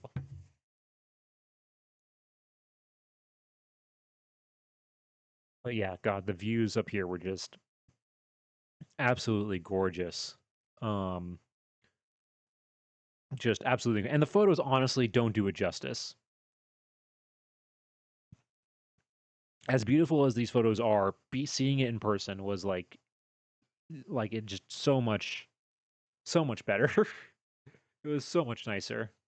Um, oh, and then this is okay. This is a quick video that I took. This is while we were in one of the tunnels. Just to show you, because you would go into the tunnel, and I apologize if it's a little loud. But that's how the train was. The train was loud, and also we're in a tunnel, so the sound is amplified. But when you went into these tunnels, it was like as you see, it's getting darker and darker and darker, and it would just get pitch black. Like there were no lights on the train at all. You couldn't see anything when you were in this tunnel. Like it was just like being in a cave, just pitch blackness for in the middle part. And then as you got closer to the other end, it started to get light again and light again and light again until you eventually came out to the other side here. When you came out the other side of this tunnel, you got greeted with this awesome view, uh, with this bridge that thankfully, as you can see there, we did not use this bridge. We did not use this bridge um, because, uh, as you can see, um, part of it is is missing. This is the old bridge that they used to take before they made this tunnel that we went through. And as you can see here, at some point it had collapsed. Um, but oh yes, and this was so cool. So along the trail or along the train line, you would look down into like these little kind of canyon areas, and in some areas you would see this old trail. Now, this trail was what people used to do to get up over this pass before the train was built. This is the Trail of 98. This is referring to when the gold rush happened in the Klondike, in the Klondike in the Yukon. This people would start. They would start in Skagway. That's how Skagway boomed. They would start in Skagway, and then they would have to walk hundreds of miles up this steep, crazy pass that was like barely a trail. So imagine like hundreds and thousands of people like trying to hike. Like it would take months to do this to get to the Yukon. And this is the beginning part. And this beginning part was so brutal. And this is part like a remnant of the trail that you can see that goes like, along the hillside here. And this was like, imagine like people with horses. People were using horses, single file, going down this trail. And it was brutal. So many people died. So many horses, unfortunately, died because they overworked and overpacked their horses because you needed to bring, because when you do this trail, you end up in Canada because you're right by the Canadian border. And Canada made a rule because they were tired of people coming in and being unprepared and having to be rescued and saved. They made a rule that in order to enter Canada, you had to have all of your supplies with you, like a winter's worth of supplies. And that came out to be about 1,000 pounds of supplies is what you needed to do this pass. So because you obviously one single horse and a person can't carry 1,000 pounds, so they would have to do this trip multiple times, like back and forth, to get their stuff, like to bring all of their stuff up the pass and like where it needed to go. It was brutal. It was deadly. It was insane what people were willing to do at the idea of possibly striking rich and getting gold.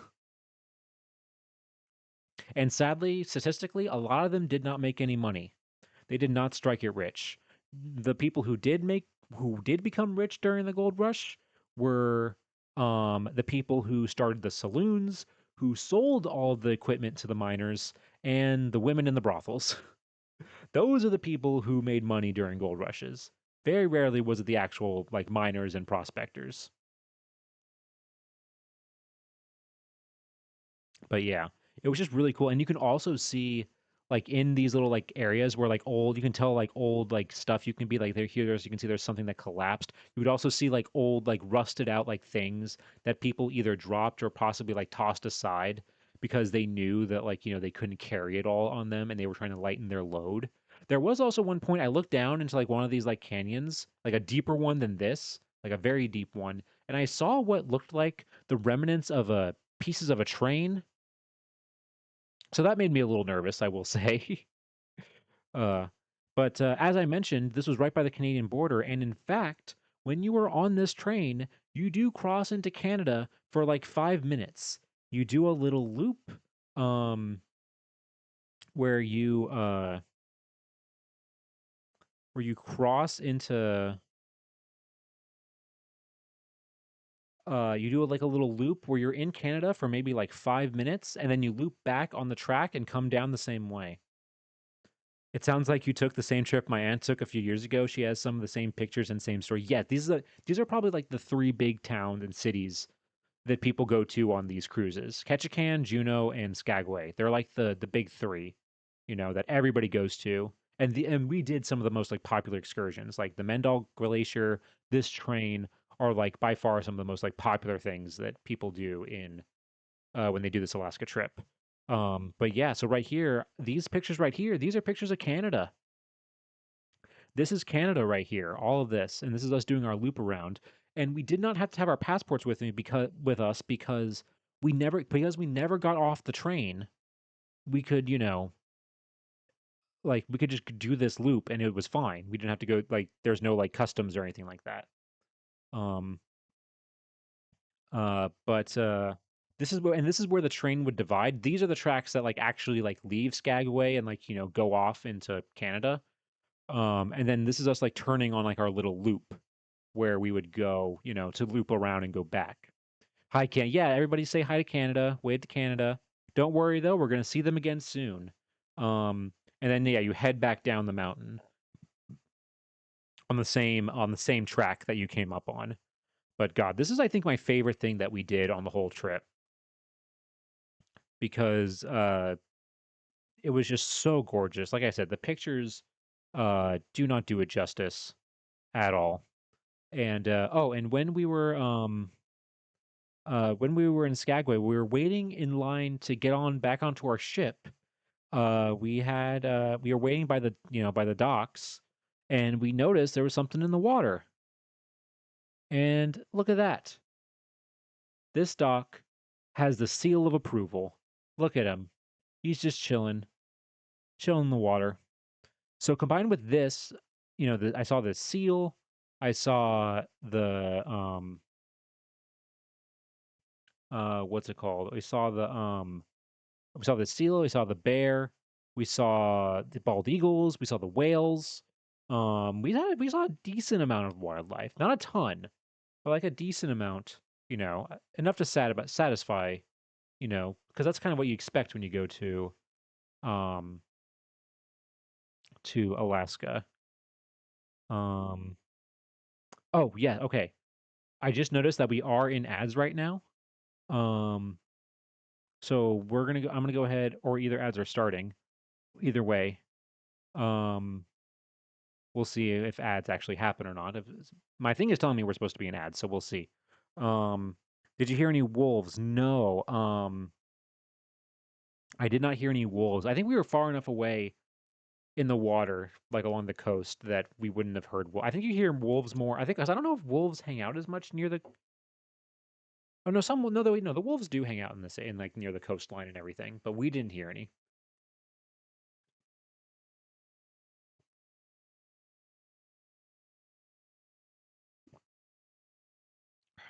My aunt saw and heard. Oh, that's awesome. I wish we could have seen or heard them. Um,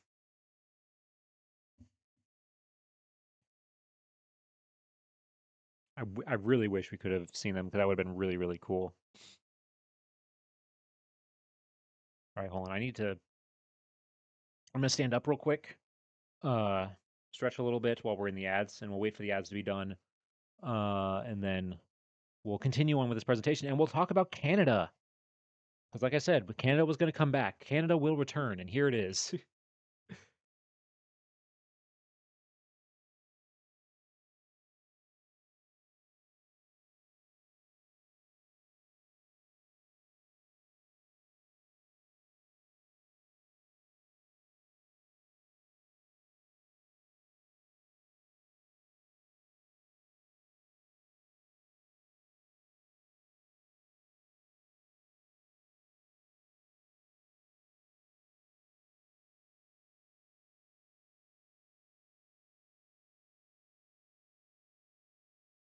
Okay, let's see. Ads are almost done. And we'll go ahead and let's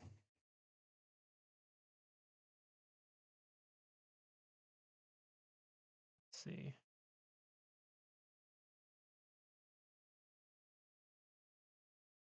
Okay. So yeah, so ads. Okay, actually, you know what? Hold on. As ads are finishing up here, let's go ahead. We asked him something in the beginning, but let's ask him now. Let's talk to Lewis real quick. We haven't gotten our Lewis fix, the past 2 weeks, and we need to hear his opinions. Lewis, what do you think after seeing this presentation? What do you think of Alaska, Lewis? This is me when I go to a Starbucks. I mean, they they do have Starbucks in Alaska. I think I saw a Starbucks in Juneau, and they definitely have Starbucks in Canada. So I'm glad. And you know what? We did go to Seattle. Seattle, we started in Seattle. Seattle is the home of Starbucks. So you know what? That makes perfect sense, Lewis. Glad to hear that your wisdom is still around and still awesome. Um, but all right, now that the ads are done, let's go ahead. Let's talk about Canada because uh my so okay this my so I've talked about before how I've traveled a lot. I've obviously, I've now been to all 50 states, which is really, really awesome. I'm very, very proud of. Um, Also, I've been to 30 countries, mostly Europe. I've been to 30 different countries. I love traveling. I love, exploring new places and stuff like that. I try to do it as much as I can. Um, but despite all of that, before this trip, I had never been to Canada. Which I always love to tell people because, like, because especially people who knew that I travel a lot, they're like, "Wait, you've never been to Canada?" Like, because it's a place that, like, I feel like if Americans have been to, another country, it's either Mexico or Canada. I've been to Mexico. Actually, the last time I was on a cruise was the last time I was in Mexico, back when I was like a teenager. Um, but yeah, so this right here is me being uh in Canada, stepping on Canadian soil for the first time. Um, and it was, and I've been close to Canada though. When I was in college, one of my high school friends and I, we did a road trip around the U.S., across the U.S., and we stopped at Niagara Falls, and we were on the American side of Niagara Falls, but we couldn't go to the Canada side because my friend didn't have a passport. So we we basically just like hung out on the American side, and I saw Canada. I was very close. I was close enough that my phone thought that I was in Canada, because I got the text message that's like, "These are the rates when you're in Canada," and all that stuff. Even though I wasn't technically in Canada. So before this trip, before that trip, this was my uh, first time in Canada, first time on Canadian soil, and it was a very quick trip because it turns out we arrived. This is at Victoria, Canada, right by Seattle, right by the U.S. border, and we arrived at Victoria at what was it, 5 p.m. I think.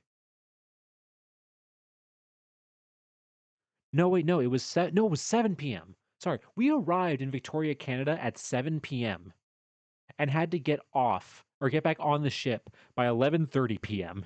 We had 4 hours in Canada, and it was mostly the evening because because the reason I think because of like contracts that these cruise companies do with these places, that all I think it's required that like all Alaska cruises have to stop in Canada at some point on the trip. So they have to like squeeze it in wherever they can sometimes, depending on the type of cruise. And for our cruise, we literally had like a few hours to like hang out in Victoria. It was really funny. Um, but we went ahead and we had dinner in Victoria. So I was only my time in Canada. I've been to Canada, but it was literally for like 2.5 hours. I was in Canada. Good for you for getting out there and experiencing other countries and cultures. Yeah, no, I'm a big proponent for traveling. I think traveling is like one of the most important things you can do as a person, like because you learn not just about yourself, but you learn about other people. You learn about, other cultures. You really get to know a place, you get to learn and really kind of see the world, it makes the world feel less smaller and it makes you feel more connected to it. It's just a very and it doesn't have to and I'm, obviously some people aren't as fortunate or able to travel and stuff like that, but I always say that, like, you don't have to you don't have to spend a lot of money for travel. You can travel cheap if you really want to. And you don't have to go like all these far away places. Just traveling within your own community, within your own state, within your own country, that's still good to do, Um, just get out and explore, you know. I think that's just, a very important thing. That's one of the big things that I push for. Um, but yeah, we went and had dinner in Canada. But before that, oh yeah, I you can't really see them here.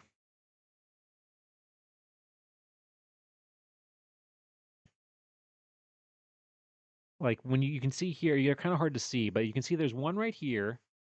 Uh, there's one right here, and there's two over here. For some reason, as we were pulling, this is us pulling into like the dock. And for some reason, the entire dock was lined with these wacky inflatable tube men, with the wacky inflatable arm waving tube man. Men, actually, there was multiple of them. I just thought that was really funny because I love these things. I just think they're really funny. I dressed up as one for Halloween one year, and it was really, really fun. Um, but yeah, yeah, it is very random. I'd love to travel further abroad, but I can't afford it right now. I know it is like, and especially just with things how things are right now. Um, uh, it's very, difficult. There is a book that I had and that I used when I was traveling a lot. It was a book called How to Travel the World on $50 a Day. And it was super helpful. It actually did make it so that, it was possible to kind of do that. Obviously, some places that's not really possible. Like Europe is very hard to do that, but other countries like Southeast Asia, Africa, Latin America, like it's South America, it's kind of easier to do those things. Um, However, I did notice that he republished his book about like a year or two ago, and he changed it to uh how to travel the world on $75 a day. So he had to adjust for inflation, which just I think to me shows the state of the economy more than anything. Um Conan O'Brien, that is true. He is like a Conan O'Brien, I guess, is basically a living walking inflatable arm waving tube man. But yeah. Um yeah, but uh this is our restaurant. We went to a really cool seafood restaurant that was really good and really cool. It was right on the water like this. Like this was our view looking over everything. Um and looking over the harbor. Oh, and when we got to Victoria, you'll see it later, but it was packed. It was crowded because there was a special event going on like in the center of downtown. And like because we took buses, they had buses at the cruise terminal to take us downtown, and the buses had to like change the route that they normally take because of the event that was going on in like downtown. Um, so I'll talk about that a little bit more in a second because I think I have a picture that shows that. But this is part of the event that was going on, was that there was a part of it. It started with an air show, and while we were eating outside, these guys flew overhead a couple times and did some like formations and stuff like that. Um, and it was perfect because when we were if you missed the beginning of the stream, when we were in Seattle before our cruise ship was supposed to go, we were supposed to see the Blue Angels because the blue we just happened to be there the same weekend that the Blue Angels were performing in Seattle. Um, but unfortunately, the Blue Angels, while we were there, they had to cancel because of the weather. So we weren't able to see them, even though we were looking forward to it. Like we had planned to see them and everything. So in the end, we did end up seeing a little bit of an air show, with this. Did you see the Northern Lights? No, I don't think it's the right time of year for that. I think that has to be more in like the winter or like the like fall. I think for that, and I don't think we were far enough north. I think you have to go further north for something like that. So no, unfortunately we didn't. I would love to see the Northern Lights one day though. I think that is like a bucket list thing for me. Um, but yeah. And then oh yeah, and then while we were sitting with our view, we had a great view of the harbor from where we were eating. Um, I noticed throughout the harbor there were these little boats. Um, there were these little boats going around the harbor, and what they are is they're little tiny water taxis that just like are constantly just like we saw like we would see like three of them at a time just going across like different like crisscrossing each other and like they were just and they're tiny little things. I looked them up online afterwards, and they only fit about like 12 people on them per like the max of 12 people. They're so tiny and they're so like I don't know what it is. I immediately fell in love with it. I had like cuteness aggression with them because they're so tiny and cute and they're just like zipping along the little harbor and everything, going around some of the bigger boats and stuff like that. They're so cute.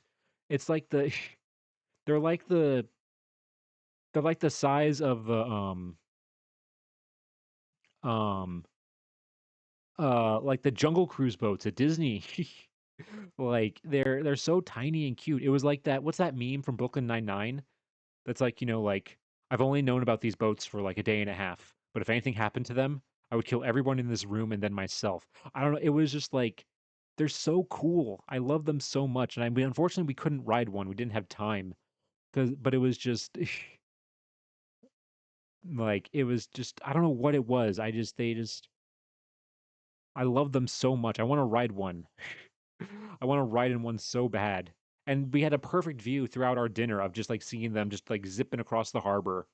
Ah, they're so cool. And also because the water is so still, like the water at least when we were there, the water was so still and calm that they weren't like bouncing up and down or anything like that. They looked like they were on like tracks because they were just moving so like like calmly across the water. They were like a boat version of like Little Engine that could, but like little tiny boats. Um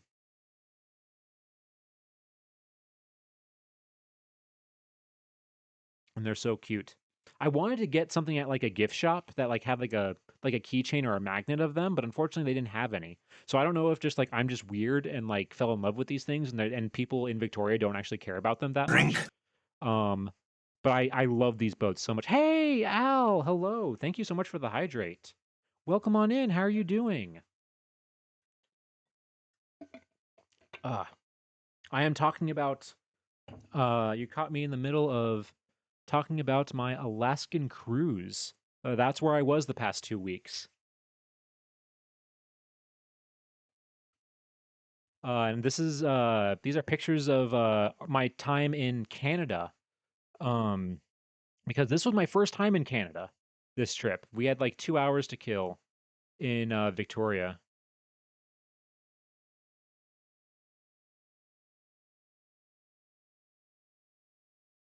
Okay, hold on. Let me go ahead real quick and do this. There we go. All right. Yes. Go ahead and if you haven't already, go follow Al. He's an incredible streamer. If you want cool, comfy, cozy vibes, well, a very smart man talks about like cool things. Uh, Definitely check him out. Unlike me, he actually was a professor, so he knows what he's talking about. I know you just said little engine that could, but my brain went to Brave Little Toaster and said that is true. That is true. They're very similar in name. I'm well Nap. I've had family members do Alaskan cruises. Always seemed like a fun variation to. Yes, it was really fun. I did say earlier though that like, as much of a great time I did have on this cruise, I did kind of learn about myself that I'm not really a cruise guy. I like having the free like when I travel, I like having the freedom to do what I want at like my own pace on my own time. I don't like being on somebody else's schedule. So as much as I did like enjoy this experience and everything like that, I don't see myself taking a cruise again anytime soon. Sometimes I know no, come on, man. Don't give yourself more credit. You know a lot of things. I feel smarter every time I watch your streams. But yeah. Anyway, we're talking about my time in Victoria, Canada, and we were talking about these cute little water taxis that they have in Canada, in Victoria, Canada, that I fell in love with, and have like cuteness aggression towards. Um, but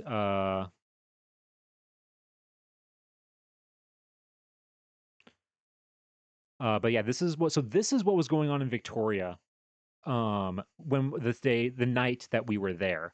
It turns out there was this huge concert going on, this like yearly thing where um people it was with by composer David Foster, I believe his name is. They do like a promotional thing or like for a charity concert every night. Um they do a charity concert on this like every year here. to benefit like David Foster's like charity organizations that I think work with like I think it was children's hospitals if I remember correctly hearing about that. But yeah, this is like the crowd for like the concert and everything. But it was honestly really cool because it made the city so lively like at night. It was just a really awesome, cool place to be. Even though we literally only had like 2.5 hours in Canada. And I said this earlier, Al, this is my first time in Canada. I had never been to Canada before this trip. And also by going to Alaska, Al, I have now been in all 50 states in the US. I have traveled and been in all 50 states in the US.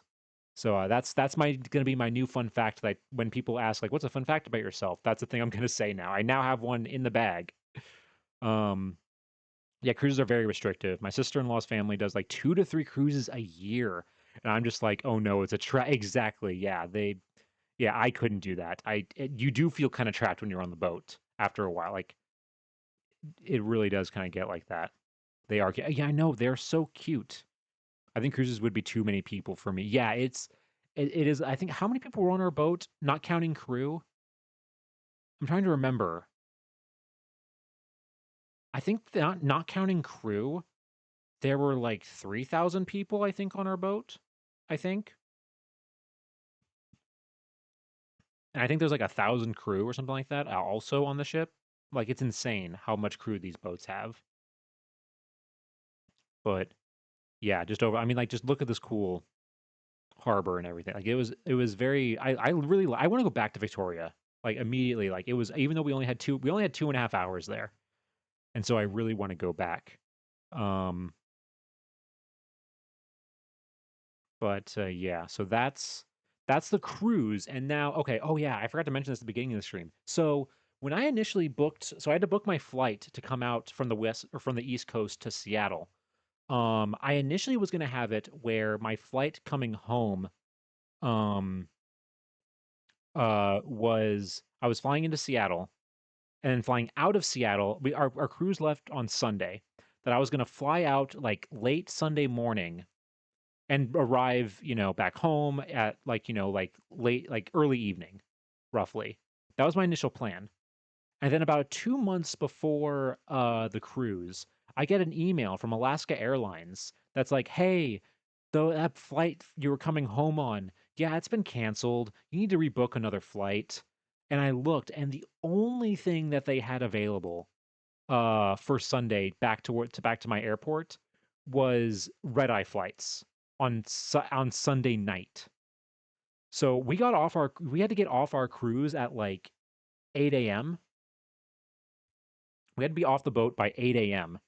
And my flight home wasn't until about 10:30 p.m. So I had 14 hours to kill in Seattle on this day. So that's why now we are at Seattle round two. Because we talked about Seattle earlier at the beginning um of the trip. Um and so yeah, so I had to take a red eye home and and I would initially my plan was, I would get back on Sunday and then I would go to work on Monday, you know. Uh, but unfortunately, because of that red eye, I was like, no, I can't do that. So I ended up having to take another day off on Monday because I wasn't getting home till like I think we landed at like 7 a.m.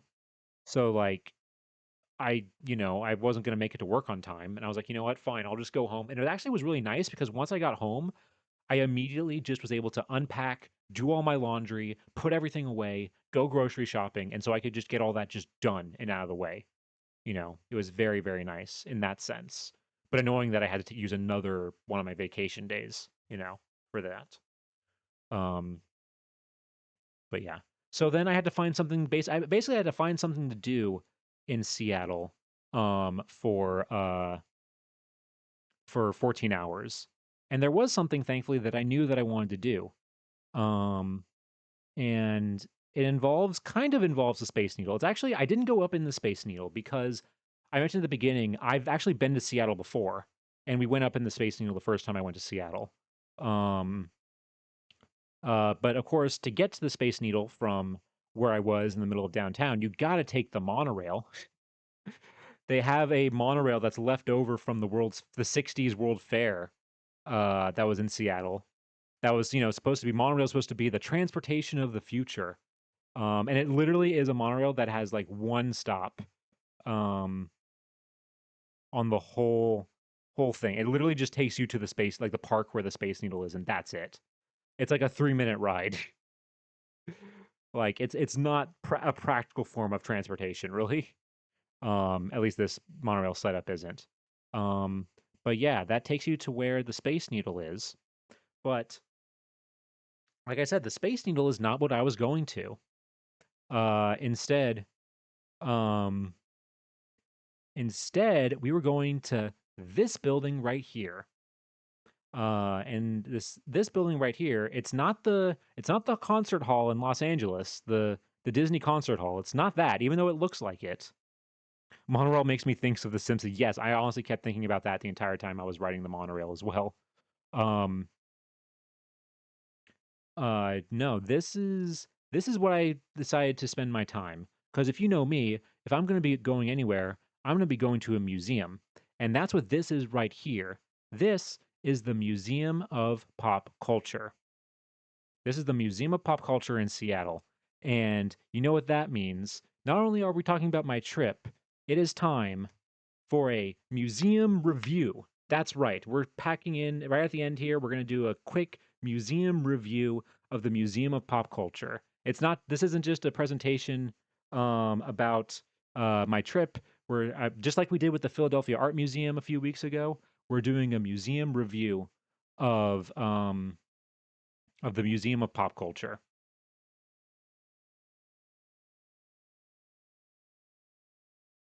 So, first thing we're going to be talking about is the building itself because it is funky. This is what it looked like, when it was there that day. It's a very, very funky design. Uh, and I have, I kind of like it, but I don't know. I have mixed feelings about it. It is, I don't know. I think that sums up my feelings. Is I don't know. I don't know. Like it's very funky. I do like how, like, especially on like this part right here, how it looks truly wavy and like almost like it's fabric. Like I do like that part. And also this area right here, I think the next slide, yes, the monorail goes through it. The monorail goes through the building, and that's what this little opening is right here. Also, I didn't notice when I was taking this photo, the person in the front of the monorail is waving at me. I did not realize that when I was taking the photo. I was too busy trying to get the timing right for the photo to make sure that I got the monorail.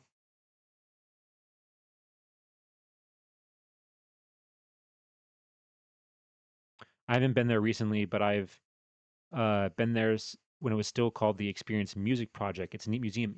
It's so funny you bring that up, Infinity, because I was the exact same way. When I went to Seattle for the first time, I also went to the Experience Museum Project. I did not realize because I remembered that I remembered that museum, but I didn't remember if this is where it was. And I was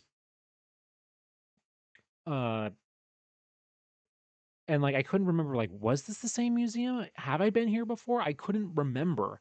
I couldn't figure it out. Like so before I went, I was like trying to think like is it, is it the same place? So yes, so I had been to this museum before. So, this is a quick like laid out lay of the land um for the exhibits. There's only 2 floors with exhibits. And I'm gonna be honest, most of the galleries are not that big, and there's not that many of them. There's uh like a few galleries on most of the galleries are on the second floor here. They're kind of small overall, but they are still kind of cool. Um, and then we have up here we have some more larger galleries, which are mostly their like special exhibits that like rotate. Um, so we're gonna start on the second floor here after we walk in because I walked in the west entrance up here. Um, and we're gonna go from there. So this is what it looks like when you walk in. This is like the lobby space. There's like a separation between the walls, and I like this design more than the exterior personally. I think this is really really cool. Um, and it's and when I was looking over this area, so this is the first floor where like there's the gift shop and a cafe and stuff like that. But what was crazy for me going throughout this whole museum is seeing how much modern stuff they have here, and to be in a museum that has the Ender Dragon from Minecraft was just a very surreal experience to see things again that I grew up with and things that or not even grew up with. I was a teenager when like, Minecraft and stuff like this was, like the Ender Dragon was introduced and stuff like that. So, like it's crazy to see these things in a museum setting. And I'll talk about later how the museum, because they are the museum of pop culture, they are constantly collecting stuff. So they actually have on display a lot of cool things. So immediately as you go in, um, the first thing you see is this giant open space with this giant screen. Um, and it's a very cool, very neat, like it's huge. I mean, you can see how big, but you can see the person right there to give yourself a sense of scale. Um, and this was really cool. Unfortunately, the only thing that they did with it was they would just play music videos on it, and, like, that's it. And, like, these ads, like, they would play, like, ads and then, like, a music video. Most of the time, a more, like, modern music video, but sometimes other stuff. And it felt like it was g like, the screen itself is huge, and it's really cool, but it just felt like such a underutilization of this space. That you have this huge space and all you're doing in this huge screen and all you're doing is just playing music videos on it. There were no like, they didn't do anything with like the lighting or anything like that. Like it doesn't change with like a certain thing. Cause I know they have like things like this at the Rock and Roll Hall of Fame in Cleveland. And they make like special like things like, that play on like screens like on their big screen. That's like a special like compilation of things. The Smithsonian American History Museum, it's not this big of a screen in their entertainment exhibit, they have like screens as tall as like a person, that like LED screens, and they play like, compilations of like movies or like clips from like certain things or music and TV shows and stuff like that in their pop culture exhibit. So I think if they had done something like that, it would have been I would be more willing to stick around for it. I just feel like again, it's a really, really cool thing that's underutilized. And you're gonna realize I feel like that's kind of a theme with this museum. Um, so in the center of it, they also have this giant sculpture, which is really cool. And it was when seeing this sculpture that I realized that I had been here before. Like this triggered the memory in my brain. I was like, yes, okay, this is the same place that the Experience Music Project that Infinity mentioned. Like this is the same thing. Um, so yeah, so this is their like centerpiece. This is which is a really cool sculpture of all these like with all the like guitars and everything like that. And we're gonna start on the first floor here with their side area with this exhibit called Indie Game Revolution. Um, and this is basically a space where inside um they have basically place like areas where you can play various indie games that are that have either about to come out or recently released. Um, it was actually pretty cool to like see these games and how they give them like an opportunity for people to like for indie game devs to like demonstrate their games and stuff like that and promote their games. I think they change like the rotation like every year. I think roughly. Um, and it was really cool. The only problem is that I was here like right when they opened, so there was like like there were some like areas available and you could play some of the games. When as it got busier later in the day, there wasn't really enough stations to really like fulfill everybody. But I did get to play one game. I played this game right here, Luna the Shadow Dust. I played just one level of it, and it was basically a puzzle game. It's a puzzle game where you have this like they have this person right here, and they have a little like pet cat ball thing. I really don't know. I really don't know how to describe it, but the way it works is that you can only control one of them at a time, and you have to like solve all these puzzles in these different levels to like get them to move on to the next space. Um, and it was pretty cool. It was really really fun. I really liked it. I might look into like looking more. I haven't had a chance to look at it on Steam yet, but I might look into that. And then there was this other game that I saw that I actually this is the only game that I saw there in the indie game of the indie games that I actually knew it because I remember seeing some streamers play this game. I think it was last year maybe. But yeah, Duck Detective: The Secret Salami. It's like it's a detective game where you're a duck and you're going around solving, mysteries and stuff like that. Kind of like kind of like not maybe or like Ace Attorney but without the trials, is kind of how I would describe it. Like Phoenix Wright, but without the trial aspect of it. Because you're walking around like collecting clues and trying to solve mysteries, and everybody's cute little animals. Um, but yeah, that was a cute little one. Oh, and then this was cool. Again, speaking of seeing things that feel modern and stuff like that, they had a little thing on Stardew Valley because it's an indie game, and Concerned Ape is I'm pretty sure he's from Seattle. Like he's from the Pacific Northwest. Um, so it makes sense that this would be here. And they put in there it's the board game. It's because I forgot that there is a Stardew Valley board game. Um, and it looks insanely complicated.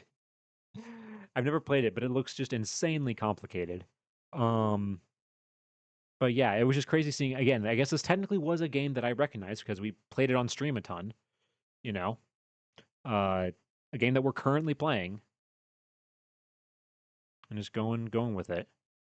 But yeah, the only thing with this exhibit or with this exhibit particularly that I wish is that I wish it talked more about like the history of indie game. It did a little bit, but I wish it talked a little bit more about it. I felt like there should have been they had and again, this is going to be a thing, like I said, another theme with this place that is kind of a complaint that I have is that they had a lot of stuff on display but not a lot of information. I would leave some exhibits feeling like I didn't really learn that much. Like there wasn't that much like text to like, our opportunities to really necessarily learn a lot. It was more just like, like stuff and that's it, which is sometimes fine and sometimes that's cool, but it just wasn't at it could have been better. That's kind of how I look at it. An example of this is their uh, guitar exhibit, their guitar collection, which obviously this one right here, this is probably their most famous one because this was a guitar used by Kurt Cobain. Um, of course, that a music exhibit in Seattle has to have a thing on Kurt Cobain. Um, and this is like the inside again, very small. These exhibit spaces were very small. You know, um, very very small. But overall, this one was, it was all right. And they had other, classic like guitars from other famous musicians like Hank Williams, Stevie Ray Vaughan, what's her name? I'm blanking on her name. The lead singer of Heart. I'm blanking on her name, but they had her guitar as well, stuff like that. Oh yes, and then this exhibit. So this exhibit, I think personally perfectly represents how I said what I said about like there was stuff, but I felt like they didn't like utilize their like the stuff to like really teach you anything. Um, and this is on so Beats and Rhymes, a collective narrative of hip hop. So it's about the development. This is a small exhibit that's about the early development of hip hop. And like it's not that great of a photo because this is a very like I'd use my wide angle lens. This is the whole exhibit. Like this is the whole exhibit right here. There's these display cases and some of these panels.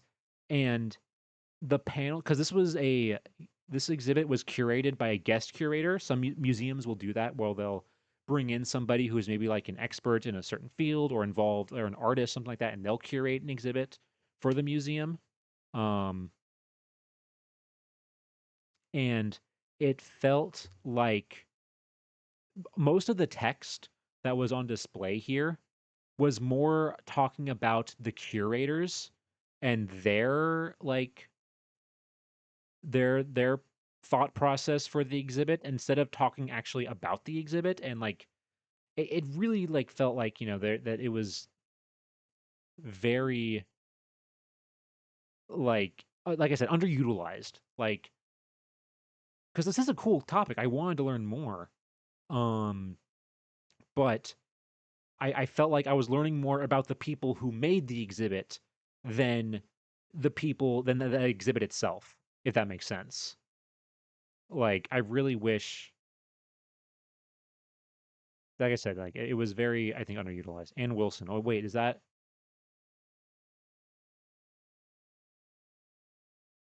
the person? Wait, where did you get the name Ann Wilson from? Uh, is that on here?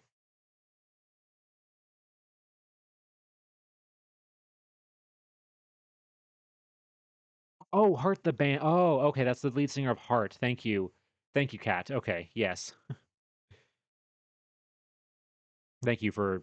Yeah, I forgot her name. Yes, thank you for finding that information for me. But yeah, so yeah, that's kind of my. I think like this exhibit was the worst example of that. There was less like examples of that, or like there were smaller examples of that throughout the museum, but this I think was the most like egregious example of it. Um, but this okay, so this was also something that I thought was really cool that was on these signs um were on the outside of every single exhibit. Um that before you walked in, these little signs that for people with, sensory issues, or, who are super sensitive to certain stimuli, they give you these like, they give basically like each exhibit a rating from 1 to 5 or 0 to 5, with 0 being like no impact and 5 being like very high impact of just like how intense the exhibit is on like because some of these exhibits did have like loud music or uh flashing lights or stuff like that. So it's a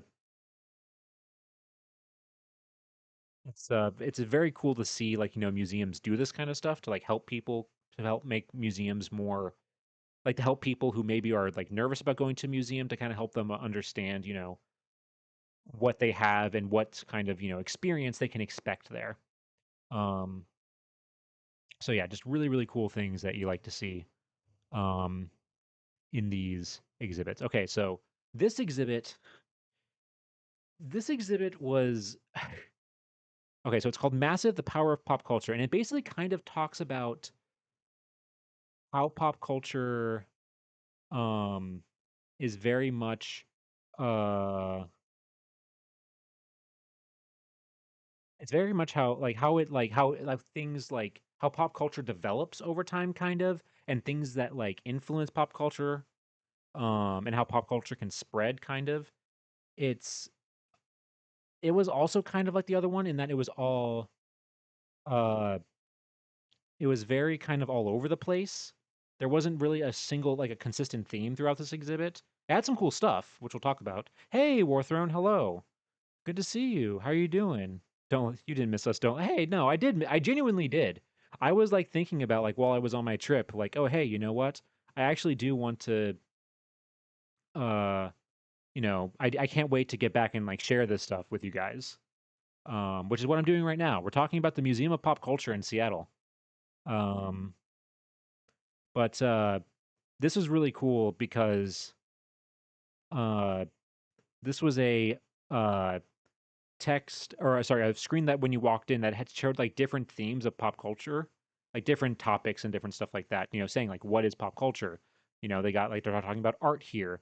Of course, in the center they have to have Bob Ross, The Joy of Painting. I took a picture of this one because I thought it was crazy that Dimension 20 was in a museum. Again, seeing very modern things in a museum space. Like things that I know and things that I watch. Like it was just weird and crazy. Stream next time then? Bring us on the stream. Hell no, I'm not being an IRL streamer. Nah, dude, I'm not getting into that nonsense. Absolutely not. Um, but yeah, and they also had, it was like I said, the displays in this area were all over the place. Um, it really was just kind of jumped from random thing to random thing. There wasn't really a cohesion. Um, that's what you used as a kid. No, I actually no. NES is way older than me. The first thing on here that I would have used was the PS2 controller, and this is like an Xbox One thing right here. This is a fighting one, isn't it? Yeah, this one right here. PlayStation 2 is the first one here that I know, or that I actually played. I know what these other things are. You got the Wii here. You got the NES one down here. That's Super Nintendo, Xbox, Xbox 360, Game Boy, Pokemon Game Boy. Oh, it's a disability controller. Oh, okay, that makes sense. That actually makes a lot of sense. Yeah, that actually makes a lot of sense. But something that they had in this area, so something else that they had in this exhibit, that I thought was really, really cool was that they had this screen here, and in front of the screen were these buttons, and uh, they have it where it says right here, it's kind of hard to see maybe, but it says select a date. And what you can do is you can go back and forth between uh, the years 1921 to 2024. And you can select that year. You'll press the button in the middle, and it will play four things that like big pop culture things that happened in that year. So like, this one is 1980, 1989. This one is 2009. Um, and it talks about how, I took a picture of this one because in 2009, that's when Minecraft first came out, was in 2009, the first early versions of it. Um, and like and then it goes through like other things as well that came out.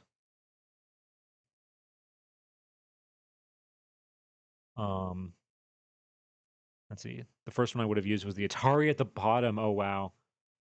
I played with the Atari controller because my dad, um,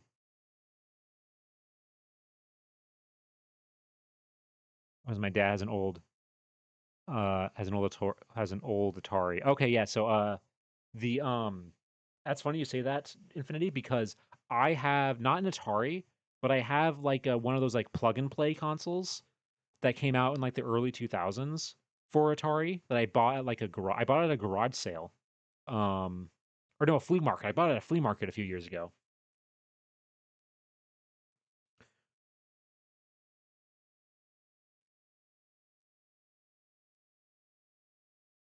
Minecraft is not for. Oh yeah, no, it is. It is 2000. That's when they first started working on it. Was 2009.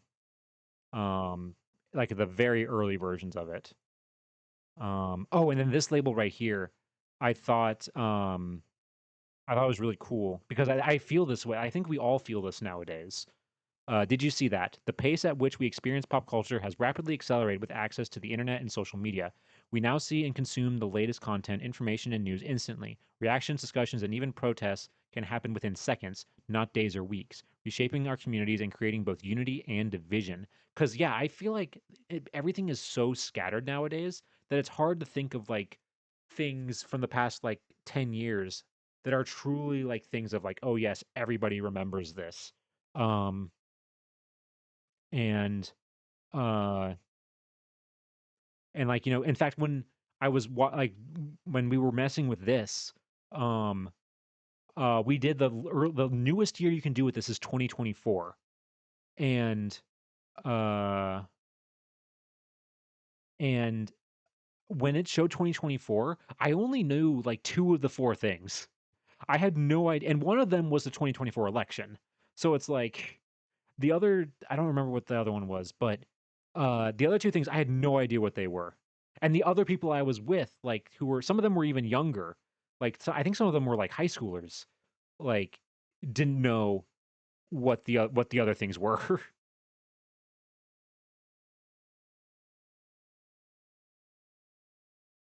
I remember not knowing about movies or TV shows except for TV. Yeah, no, everything is changing so much now. And again, seeing new things that I have never seen in a museum space before. It was just crazy with this museum because obviously you have light sticks and people talking about K-pop and like, all that kind of stuff. Again, in a museum space felt crazy. um,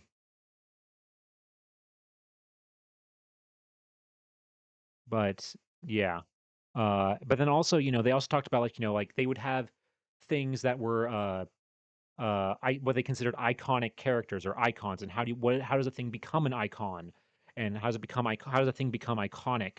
Um, and it's crazy to be in a museum, like literally all within like in a circle, like you can look around. Um,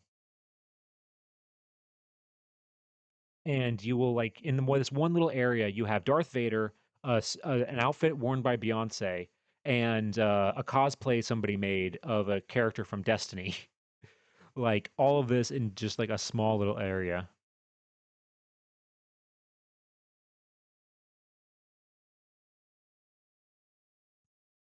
Like it's just weird seeing these. See, there's not. I don't think I've ever been to a museum where you just see a crazy diverse amount of thing. It's really really cool. Um, and they had something like I said. This exhibit space was all over the place, so it felt really disconnected and like not cohesive really at all. Something that they did have was they have this um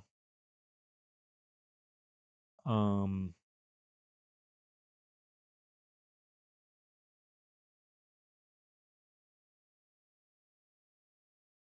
uh Beyonce is not pop culture anymore. When was the last time she was relevant? I mean, that's the point of this museum, Morthon, is that even if they're not popular anymore, they were popular. That's the point of this museum. That's the point. Even if even it might not be relevant today, they're preserving when it was relevant. That's the point of the museum. Um, but anyway, with this exhibit case, this is, as you can see at the top there, it says staff selections, and this uh was really cool because a lot of times, like, museums, when they have like when they create a small display, it's normally the curators that do it. But this museum does it where anybody who works at the museum can create their own small exhibit based on like a topic of their interest. So this one I believe was worked on by somebody who worked in the finance department at the museum. They were able to like, make their own exhibit and everything on things, a topic that they were interested, because pop culture is something that like, we all know in some way. We all have a thing that we're interested in, a thing that we like, and you don't have to be, it's not like other museums where it's like you have to be an expert in a certain like scholarly topic. Pop culture is so, kind of broad and like something that we all can connect to, that anybody can like work on a display here. And I think that's really really really cool. um and then I saw this and I wanted to die. I saw this and I wanted to die. Was the people were voting what they thought was going to be the future of pop culture, and seeing 6 7 at the top, um there, just like I died inside seeing that. I'm okay with K-pop Demon Hunters and Heated Rivalry. That's fine. Those are fine. But seeing 6 7 and Labubu, and I don't even know what this I've never even heard of this.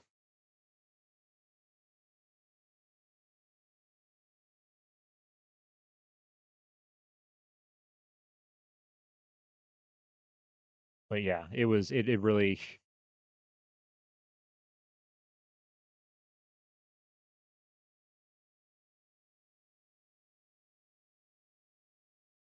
K-pop Demon Hunters is dead already. Those are all old. I mean, that's kind of that's what we were talking about earlier. Things move so fast. Um uh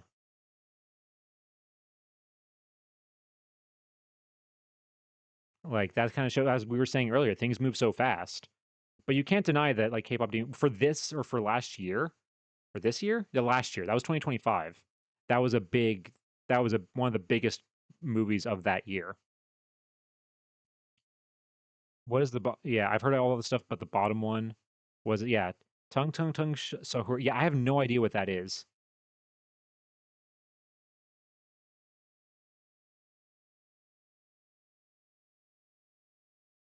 An AI, a guy made out of wood. Huh.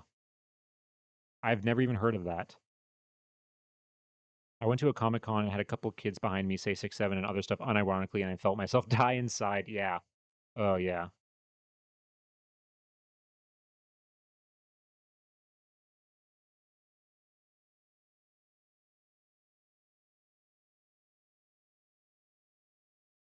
Huh. Known as triple tiered viral AI generated fictional character internet meme. He resembles a strange, wide eyed anthropomorphic wooden log or bat like humanoid creature. Despite becoming a meta trend tied to the Italian brain rot meme phenomena, his roots trace best to Indonesian culture and an AI prompt. Huh. Yeah, I if it's a TikTok thing, I definitely or an AI thing, I definitely wouldn't know it. Um, but yeah. Huh. But and again, because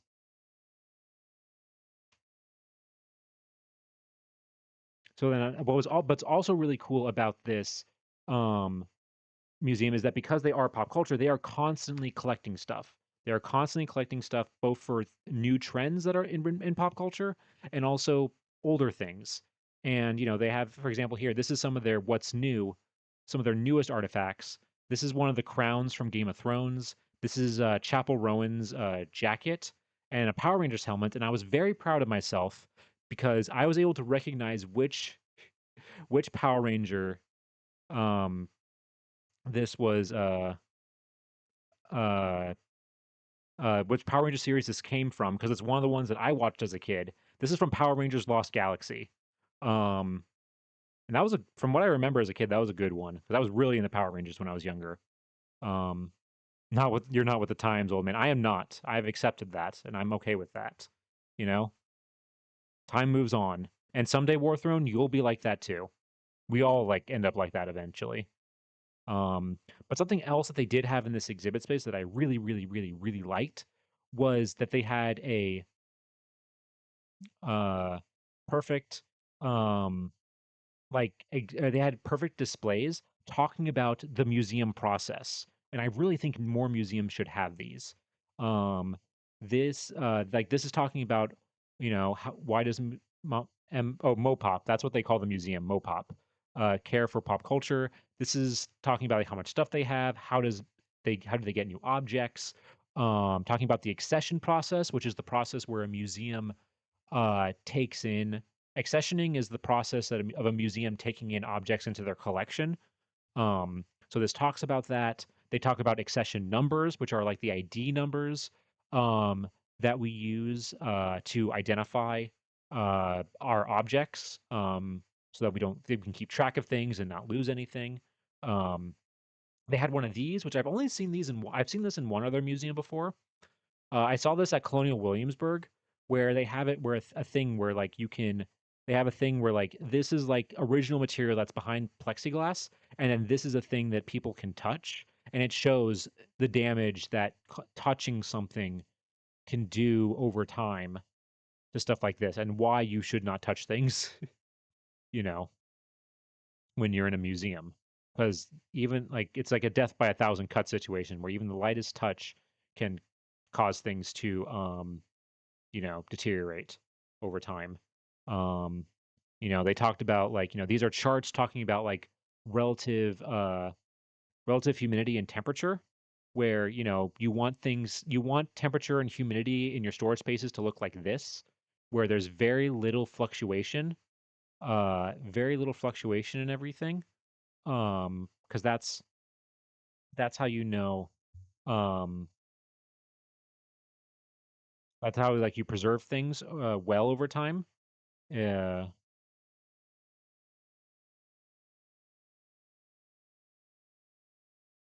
But like with this one here, you can see that like it's the instability, like how it's going up and down way sharper than this one. That's the problem. It's the constant going up in temperature, down in temperature, up in humidity, down in humidity. That is what causes deterioration in objects. It's those fluctuations, especially for like, things like for example, wood. If it's more humid and warmer, the wood will expand if it gets cold, and then as gets colder and humidity goes down, it starts to shrink again. That constant shrinking and expanding can cause things to crack and buckle over time. You know, just overall not good at all. because you can't get rid of humidity in general in most places, but you like I said, you want it to be consistent and level. And this is beautiful. This is the good stuff right here. This is an example of a good storage box for these materials. You got the blue board, um, you got the blue board right here. You got the ethafoam cubby holes that have been carved out, and then the Tyvek surrounding the holes, so that way the loose ethafoam doesn't scratch up the object. Everything is properly supported. It's so good.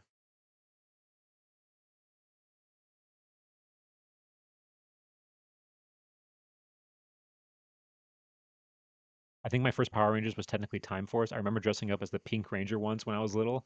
My strongest memories are with Ninja Storm. I remember Ninja Storm. Yep, I remember Ninja Storm. My favorite one, I think, when I was younger, was Wild Force, and I was the. You said you dressed as the Pink Ranger. I was the uh Wild Force Gray Wolf Ranger for Halloween.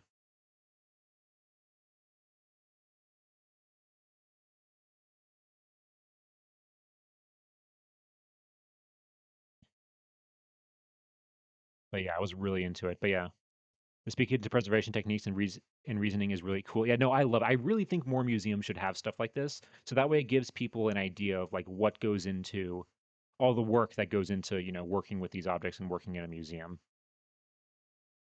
My first Power Rangers was, I don't know, I remember the dinosaur one. I mean, unfortunately, Warthrone, that does not narrow it down at all. There's like five dinosaur ones.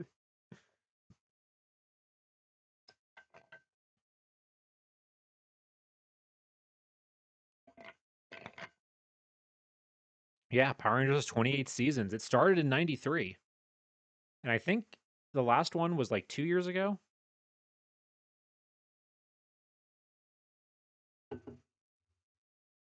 No, I don't think it was Dino Thunder Infinity. Dino Thunder is our generation. Warthrone's a baby. Um,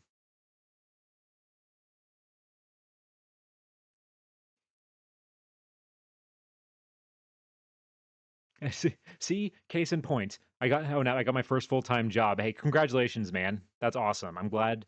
I hope I hope it works out well. 16. Hey, that's good for a good first full time job. That's pretty good. I hope it works out, and I hope it's something that at least you kind of enjoy. I was in college when they started. Oh, yeah, yeah. I wasn't alive when they started either. I wasn't alive. I remember watching the early seasons just on reruns. Um, it works insanely well with my college schedule. Oh, that's perfect. Yeah, that's awesome that you're able to do that and college at the same time. That's perfect. Because unfortunately, I couldn't work when I was in college. I worked technically a little.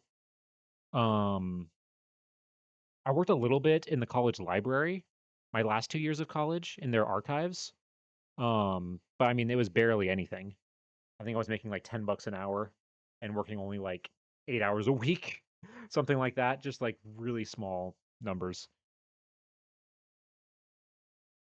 It's actually right across the street from my college, and the shift starts 30 minutes after my class. You lucked out, man. That's perfect right there. That is absolutely perfect. All right. I did realize it is getting a little late, so we kind of need to wrap this or rush this last part a little bit, because there's a lot more to talk about with this museum. Um, but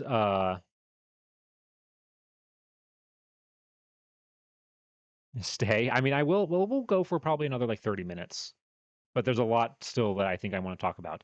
So we talked about that other part of the museum so far, and I want to talk next about this area. This is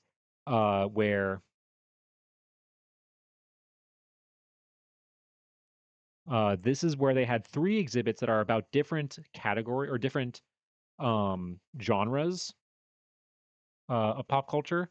We have a horror one, a fantasy one, and a science fiction one. And these, honestly, these were the best exhibits in the museum by far. These were actually really cool. My favorite one, I think, was the fantasy one. Um, but yeah, these were really, really cool. After I got over my pink phase, my favorites were typically the blue or special rangers, but I digress. Yeah, no, I I think most of my favorites were either, like I said, the Special Rangers or the Red Rangers for the most part. I think they were my favorite. Or yellow. Yellow was my favorite color. Um, but yeah, so oh yeah, and here's a little body reveal. Look at that. That's me waving at you guys. Uh, using an old they have an old Connect on display. And as you can see here, it's not exactly lined up well in the top part here. I don't actually look like this. My shoulders are aligned with my arms and my torso.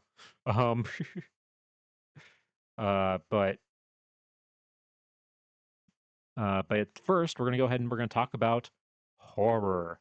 And this is what this is what it looked like in this area. I didn't put a filter on this. They had filters over the windows and lights so that the whole area before you entered was red like this. It was properly spooky. Properly spooky.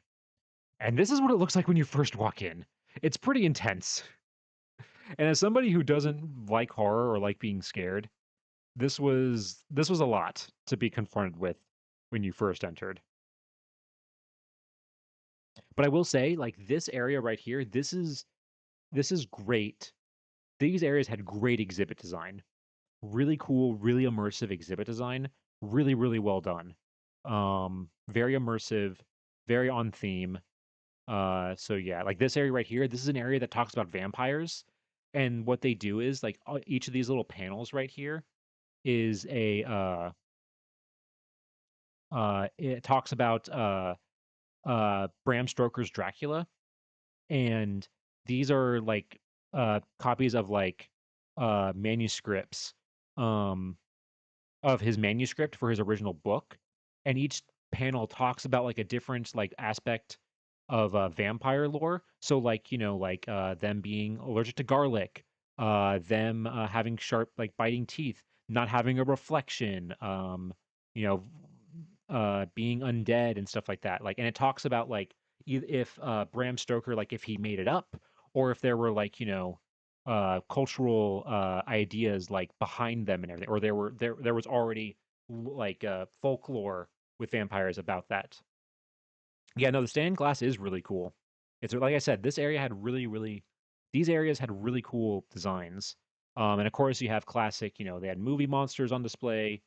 You got Jason, you got Alien, a couple other ones. Some stuff here that I didn't recognize except for this. This is one of the zombie jackets from the Thriller music video. Uh oh, and this space was also, remember how I talked about earlier that when I saw that guitar sculpture, that was something that I remember like that was like that triggered like the memory of like, okay, yes, I have been here before. This exhibit did too. Um like this space was really popular or this space like triggered a memory for me of like, okay, yes, I have been here before. Weirdly, not the fantasy or sci-fi ones. I don't remember those at all, but this one stuck with me. And I think it's because I was really interested. Like I said, I don't like horror, but I was really interested in. They had some exhibits talking about like, or like a film or some like interviews and stuff like that, talking about silent film era horror and like the first horror movies. And I thought that was really cool, learning about that and like the origins of horror and stuff like that. Because you don't really think about that. You think of like horror movies like mostly from like, like this like the 70s and 80s like onward. But really horror has been around from the beginning. Going all the way back to like, the Marvel movie or not the Marvel, Universal like movie monsters like Frankenstein, Dracula and stuff like that. Invisible Man. Uh, but I feel like they're not as big as they used to be compared to like I said, I feel like the 70s and 80s style of horror has really taken over. So it was really cool seeing like more of like the early stuff that isn't as remembered or like as relevant in today's pop culture. But the space was popular with the MJ biopic, probably yeah, because they have other Michael Jackson stuff not in just this exhibit, but in other areas. So yeah, and they had other stuff. They have this is the axe from The Shining, the classic "Here's Johnny" axe. One of the hooks from Candyman, one of the face huggers from from the Alien movies. Um, Stuff from Blair Witch Project. Um, all movies that I haven't seen. Yeah, I'm like there. I'm with her too, Warthrone. I haven't seen Blair Witch. I haven't seen Aliens or Shining. Mostly because I don't want to. Because like I said, I don't like horror. I don't like being scared. But maybe I will someday. Maybe Shining, because that's like such a classic. 1930s mummy movie for yeah, like yeah, those type of movies like I feel like aren't thought about as much. And speaking of that, it's funny you brought that up. This was really cool because this was you don't really see a lot of movie artifacts from this time period. This is one of the electrical panels from like the 30s Frankenstein movies. You know, like one of the electrical panels for like the Dr. Frankenstein's lab and everything. It's really really cool. Because like I said, most movie stuff doesn't last. Like especially from that area, it wasn't built to last or was just like destroyed after the movie because they didn't think it was going to be worth anything afterwards. It would be sick to own like something like this. So yeah, so that was the horror area. Now we're moving on to fantasy. Then we're moving on to fantasy, and this was my favorite of the three. This one was my favorite. You had to go through in this big wooden door. It was really really cool, and you had a button option to open the door on its own. Hey, have enjoy your food, Warthrone. Thank you for being here. See you next time. Have a good rest of your night. Enjoy your food. I hope it's delicious.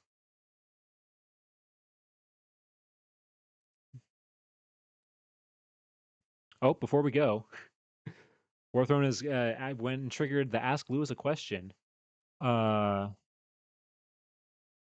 uh, we're gonna go ahead and ask him. Oh, if oh, okay. All right, all right. So Lewis, did I actually miss everybody? Straight to jail. What? No, I did. I swear, Lewis, you weren't even there. Come on, man. You weren't even on this trip. You didn't know. No, the truth does not come out. He does not represent me. You know, he doesn't know what's in my head. I did actually miss you guys. I'm not lying. You don't know. He did not speak the truth. I did. No, no, no. Don't turn on me now. Don't do that. Don't turn on me. Listen, if I didn't miss you guys, would I have come back? Would I be here right now if I didn't miss you guys? I could have done the classic, go and get the milk and just never come back. But I did. I did come back because I do care. I do enjoy this. I do like you guys. All right. Anyway, and I'm gonna show how much I like you guys because we're gonna continue talking about this and showing you how cool the fantasy area is. So again, theming on point. The beginning area is like a little forest area, and then it opens up into like a kind of a castle area. They have a lot of really cool photo spots in this area as well. This cool like metal like tree that's right here. Uh and like this like kind of gothic style like like arches and stonework with the hanging lanterns and everything. And they had a bunch of movie props on display. Bunch of movie props. These are a bunch of weapons from Lord of the Rings um on display. Uh they had, Harry Potter stuff. And I thought it was really funny that his glasses were like displayed in like a specimen jar like this. I don't know. It makes it look like they're like either that they're about to be eaten or they're about to be like or they need to be like contained because they're dangerous. And also and again showing just how recently they would get stuff or how like how often they would get like new stuff to display. Um you have not only uh you not only have the coward like old Wizard of Oz stuff with the original Cowardly Lion costume, in one of the wizard or witch guard outfits. You also have stuff from the modern Wicked movies with Glinda and Elphaba. Like really, really cool stuff to see.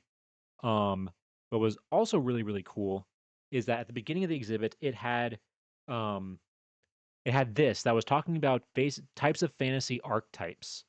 And first of all, okay, guys, tag yourself. What do you think you guys are?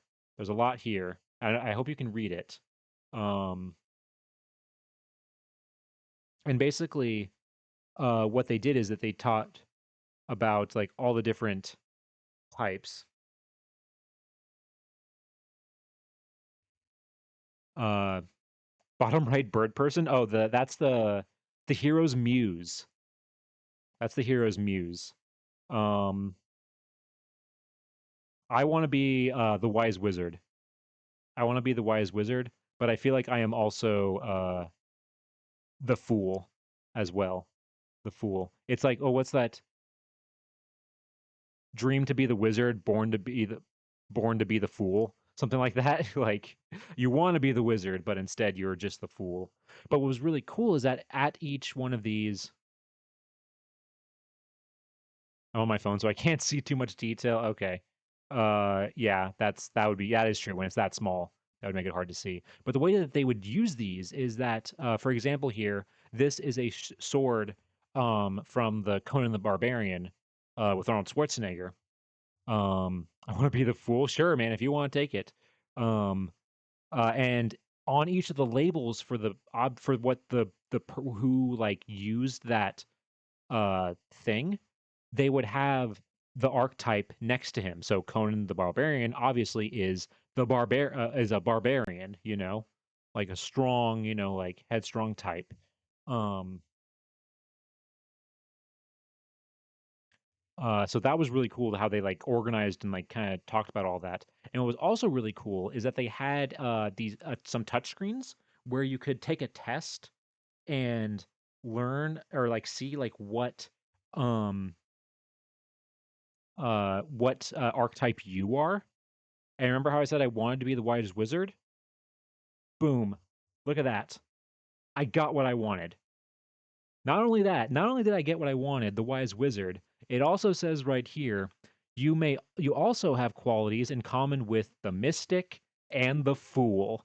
So I am also not only am I the wise wizard, I am the fool like I said I was as well. It's really funny.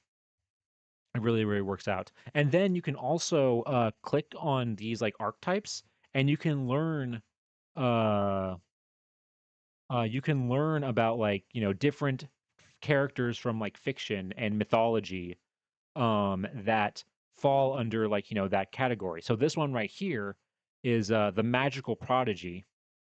And they had all types of characters from like I said, like mythology, um and modern more and like classical like literature, movies, TV shows, anime, video games, like everything. Hence and forth with the magical prodigy, you have this one with Aang from Avatar: Last Airbender. And if you don't know by now, Avatar: Last Airbender is my number one favorite show of all time. I love it so much. Like it's so good. But Museum of Pop Culture, I got a bone to pick with you because again, it might be kind of hard because it's on like a screen and so it's kind of like fuzzy for you guys, but I'll read it. Um in this description, um it talks a little bit about, like origins, also known as his like other names and stuff like that. And uh and you read it and it's like, it's everything seems good. And then you get here, struggle, where it talks about like, what his struggle is. And it says right here, sweet and fun-loving Aang is confronted with a war-torn nation and the menacing Fire Lord Soza. Hmm. Um. Um. Actually, Museum of Pop Culture, that his name is not Fire Lord Soza. His name is Fire Lord Ozai. I don't know who Fire Lord Soza is or where in the hell you got that name from, but this is incorrect. You are wrong. I'm going to write a tweet. Well, I'm going to at you and call you out on Twitter after this, and show that you don't know. You clearly don't know what you're talking about. Yeah, exactly. It's yeah, and I. How do they mess up O's? Exactly. Well, that's the thing. If they had said like Sozin, but it's like they combined Sozin and Ozai. Like Like, and because that's not even a person. If they had said like Sozin, I'd been like, okay, I understand where the confusion was because so Firelord Sozin and Firelord Ozai are different characters, but similar. Um, and I like Soza's nobody. There is no character named Soza like in the show. That's not a person. That's not a thing. Like it, it's so. And then that got me thinking, like, if they got this wrong, how do I know that they didn't get like other things wrong? Like, how do I know that like things that like shows or things that I'm not familiar with, how do I know that those aren't wrong now? If they got this wrong, something that is very easy to look up, um,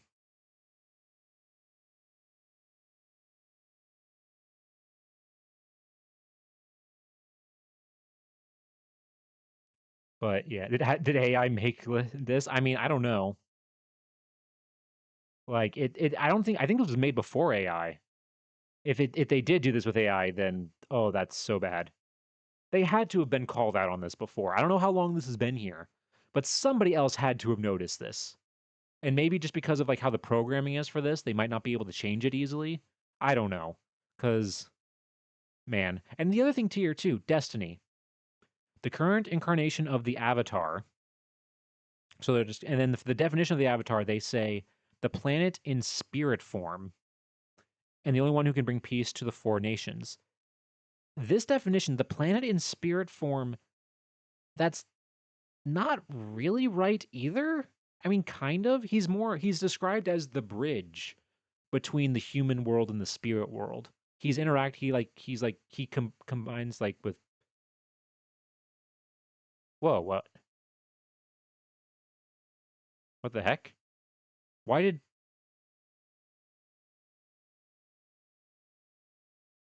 Infinity wait, why did Stream Elements delete your post?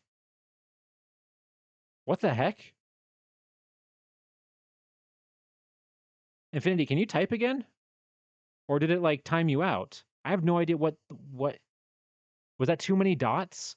Oh, you might have done too many dots. I think it might have thought that was like spam or something like that, like too many periods. That's the only thing I can think of. And hey, enjoy your look, Warthrone. Thank you so much for being here. I has to question. Yeah, that is so weird. I think it might be because you put too many dots and it thought it was spam or something like that.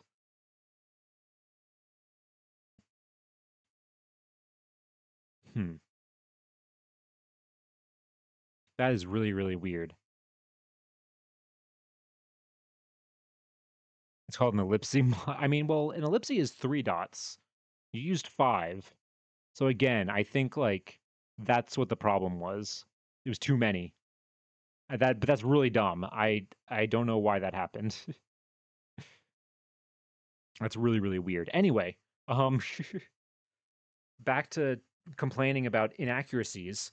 Um so yeah, it so yeah, this on top of I mean the Fire Lord Soza is like that's like not acceptable because that's so again, if they had said Sozin, I could understand the confusion, but just a made up person makes no sense.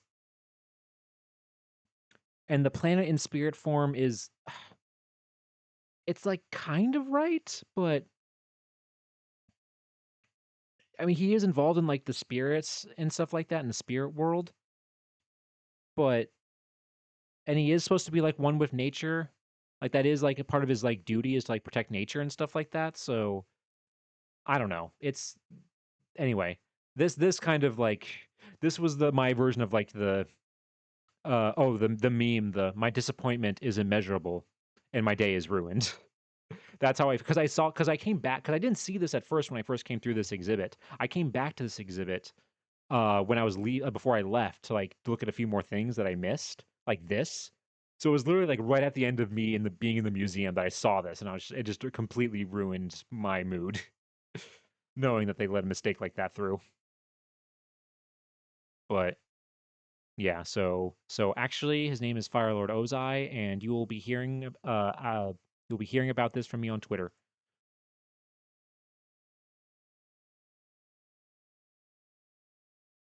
or I'll send like a strongly worded letter, um, like an email to their like, and they'll probably like ignore it.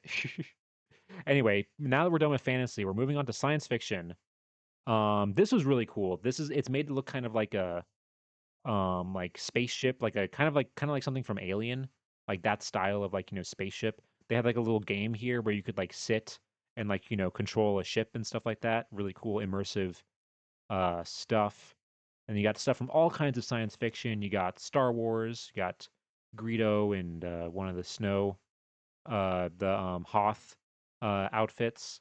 You got like a model of the Death Star and like a TIE fighter and uh stormtrooper helmet. Sci-fi is also my yeah, no, I like sci-fi too. Like I think I like fantasy more than sci-fi, but I still enjoy sci-fi. I love that they have these models, um these like old miniatures, because I love old practical miniatures from like old movies like this. They're so cool and they age so well compared to like CGI. It ages so much better when they do stuff like this.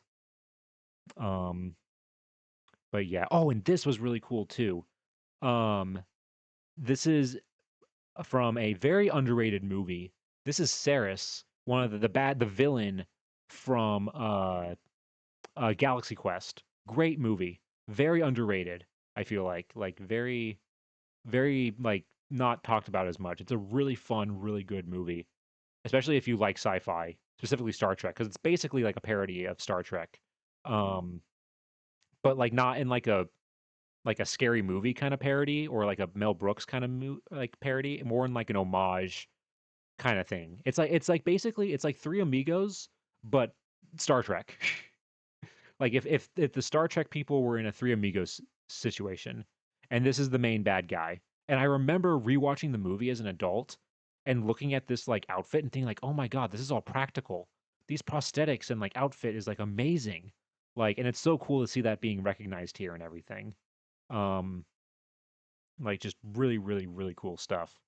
Because the detail is insane that they had to do for all this. And I can't imagine how difficult it was to move around in this suit. It turned inside out. And then it exploded. Yes, the Therians are so good in that they're so fun. It's such a fun movie. Alan Rickman is amazing in it. Like that, like I saw that. I saw Galaxy Quest when I was older. So like I had only known him as Snape in Harry Potter, like before that. So seeing him as, as that, as that character in that movie, it was very jarring, but really, really funny. Um, And then, of course, yeah, next to that, you have to have the hoverboards from Back to the Future 2. Again, really, really cool stuff.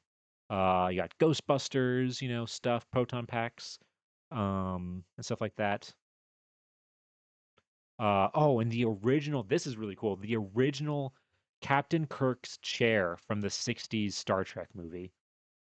And it's crazy how, like, looking at it, like, this close and not on, like, a TV screen, just how it's literally just, like, wood. Like, this is all just painted wood and, like, just leather. Like it doesn't look nearly as impressive up close as it does on TV. It's such a departure, but so good. It is awesome. It's so well done. Um, oh, and of course, I as a Whovian, it was really cool. Not these aren't modern Doctor Who things. These are the retro costumes. I mean, look at that Cyberman. That is a retro Cyberman. I think from like the 60s. I know the Dalek is from the 60s, but yeah, it uh really really cool stuff. Um to see like all this. Uh so yeah, so that's the sci-fi area. Definitely really cool. Um and then okay, so now we're moving on to the second floor, and this is the view from the second floor. Um looking at that same sculpture that we saw earlier. Um so the second floor only has like it has three exhibit areas. This one this area right here is not technically an exhibit. I couldn't really get a good picture of it, But these are all like little soundproof or like kind of like areas where, and you can see it right here, where they have actual instruments. Like they have, this is a bass, they have keyboards, they have drums, they have guitars, they have like, like soundproof like rooms where you can like jam and stuff like that. And you can play these instruments and like practice and like, like learn to do like simple, like things with them and everything. It's really, really cool and really like interactive. Something that you don't really see at a lot of museums like this because they found out a good way to like hook it up in a way so that people can't like easily steal the stuff. um and then of course this is the best thing that they had on display by far. I mean, I can't believe that they had this. I've only heard about these, but I've never actually seen one in person. This of course is an air guitar. It's amazing they don't have it behind glass, so that people don't. I'm surprised it hasn't been stolen.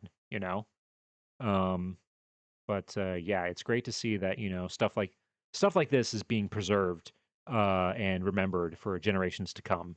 Um, all right, so then the other big exhibit up here was actually their special exhibit that was specifically about music from African American culture. And it was specifically broken up into four areas where you had them talking about gospel, blues, jazz, and soul. And this was really cool. Kind of seeing how they all kind of like like evolved and like some of them kind of like developed into each other and stuff like that, and how some of them developed into like how they all kind of like influenced each other and everything. How like most things that kind of started more with like gospel and blues, and how that kind of evolved into jazz, and how that kind of evolved, and how blues also evolved into soul and stuff like that. Like just really, really cool. And they had it where like each area was like sectioned off. Um where like each one was a different type of music. And again, my complaint that I had with some of the other exhibit spaces, it kind of was here too, where they had some cool stuff on display, and I did learn some, but I wanted more. I felt like they could have put in more information, so I could have learned more things. Like it, it felt like it was lacking just like a little bit more like information, if that makes sense. But it was well done. It did have some, like I said, some really cool interactives where you can like listen to music and stuff like that, and examples of stuff. It was mostly photographs of like various like musicians from these styles that were important and everything. But overall, it was overall good exhibit. But again, I feel like there's more potential here that it could be better. You know. Okay, and then this one was cool too. This was a photograph exhibit by photographer Jeanette Beckman, who was a kind of like street photographer. And specifically, what she focused on was photographing kind of like underground like movements in like the 80s and 90s. That was like what made her famous. So like she started in London and then moved to New York City and also like Los Angeles. She would photograph, um like of like when hip hop was starting, and like she would photograph uh like hip hop groups that were starting, and she actually photographed like people like before they were famous. Like she photographed like NWA, Salt and Pepper, uh like like other Run DMC, stuff like when they were like just starting, when hip hop was kind of like just starting and everything. um and I love this type of like street photography. I think I love that way more than just like um like staged photography, like portrait photography. I just think it's more personally like interesting uh to see more kind of like like more natural photos, that really captures a more actual moment. But she also like she also photographed like the punk movement in like London, and also like the goth movement and stuff like that, and the grunge movement in Seattle and stuff like that, like all kinds of these like more underground kind of like subcultures and everything. And it was really, really cool to see um these photos, because I do love photography. I do really, really like photography. And this is a good, well done exhibit overall. Um, but yeah, all right. So that is the Museum of Pop Culture, and this is perfect because it's like it's getting a little late, and this is a perfect time to like kind of we're gonna be wrapping up here. So, if you didn't see this before, this was my museum tier list that I made a few months ago, and we're gonna put this museum after everything that I've talked about. Um, we're going to put it in one of these categories. Now, the categories are get a membership. This is the highest level. Like, this is like museums that, like, if I could, I would get a membership there. Return for special exhibits is the next one. That's like museums that are really good that you would go back to if you're in the area again, and especially if they have like special exhibits. Visit at least once is a museum that like it's good and you should go at least once, but you don't necessarily need to go back. Um, only if bored is if like there's nothing else to do in a town. And then the bottom here we got skip it. And so, with everything that I've talked about, there's one thing that I have forgotten to mention or that I have not mentioned yet. And that is the price of entry. And it is that price is what really brings the museum down because general admission to this museum is $45 per person. $45. To give you a little bit of perspective, the Met is $30 per person. The Met is $30 per person. And the Met you can spend all day in. You can spend days in the Met. Because to me, the Met is like the that's my benchmark for museum value. Because the Met is, $30 is that's not cheap necessarily, but for what you get with how expansive and how big the museum is and how you can easily spend days there, it's a good value in that sense. I went through the Museum of Pop Culture and I can spend all day, and I'm the type of guy who can spend all day in a museum. I can spend all day in a museum, and I went through the Museum of Pop Culture in about 4 hours. Like 5 hours, like after like kind of going back to some places and really looking at everything. And part of that is because there's, like I said, how like some of the exhibits are kind of sparse. Like they're not as big. They're not, they don't have as much like information out to like, like learn from everything. I felt like some exhibits were lacking in that I wanted to learn more. And so because of that, I'm gonna put the Museum of Pop Culture. It goes in visit at least once, but it goes near the bottom of visit at least once. It's like teetering on the edge of only if bored, almost entirely because of the price. That's like you do get to see some really really cool stuff, and the exhibit design in those three exhibit spaces was amazing, really really really well done. But the value and like in today's day with today's economy and everything like that and people are trying like value is very very important to people. And if you are a family of four, say you have like two adults and like two like older teenagers and you want to go to this museum, that's if you wanted to go to this museum, that's $180. That's $180 for four people. That's insane. Like I know there are like cheaper. I know there are cheaper options for like kids and like and seniors and stuff like that, but still, like uh, it's really like if it was $30, if it was the same price as the Met, it would be I think it would still be visited at least once, but it would be higher. It would be higher. Even though this is technically the only spot I could put it in. Like originally I put it here because that's the only free space in the visit at least once category. This is just a picture. I can't like move these. Um, but if I could put museum of pop culture like in this like order, because these are in order of like how much I like them and everything. Uh, I would put it near the bottom here. Honestly, it would probably go about here. That's crazy how much they want for a ticket. Yeah, it is. It really is. Yeah, like I said, it's like teetering on only afford because of the price. Because I have the same complaint with the Spy Museum. The Spy Museum, has it's very expensive. And the Spy Museum, unfortunately, is in a city. It's in Washington D.C. It's in a city that has like a dozen free museums. Um, that with the Smithsonian and everything. So it makes it feel even like less of a deal when you have to pay for the Spy Museum. And personally, I felt like the Spy Museum, it was cool, but it felt kind of gimmicky.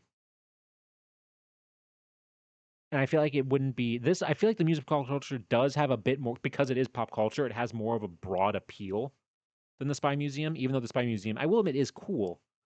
But compared to everything else you can do in Washington, D.C., I wouldn't recommend it, honestly. Seattle is generally on the expensive side, unfortunately. Yeah, no, it is, unfortunately, and I that doesn't surprise me. Have you ever visited the Pacific Science? No, that's like the other thing that's next to the Science Museum that's next to the Space Needle, I think, if I remember correctly. I haven't been there, but I think I remember seeing it on maps.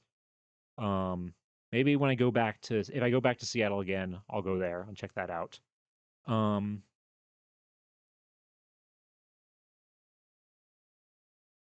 all right. So yeah, so that is our museum review of the Museum of Pop Culture.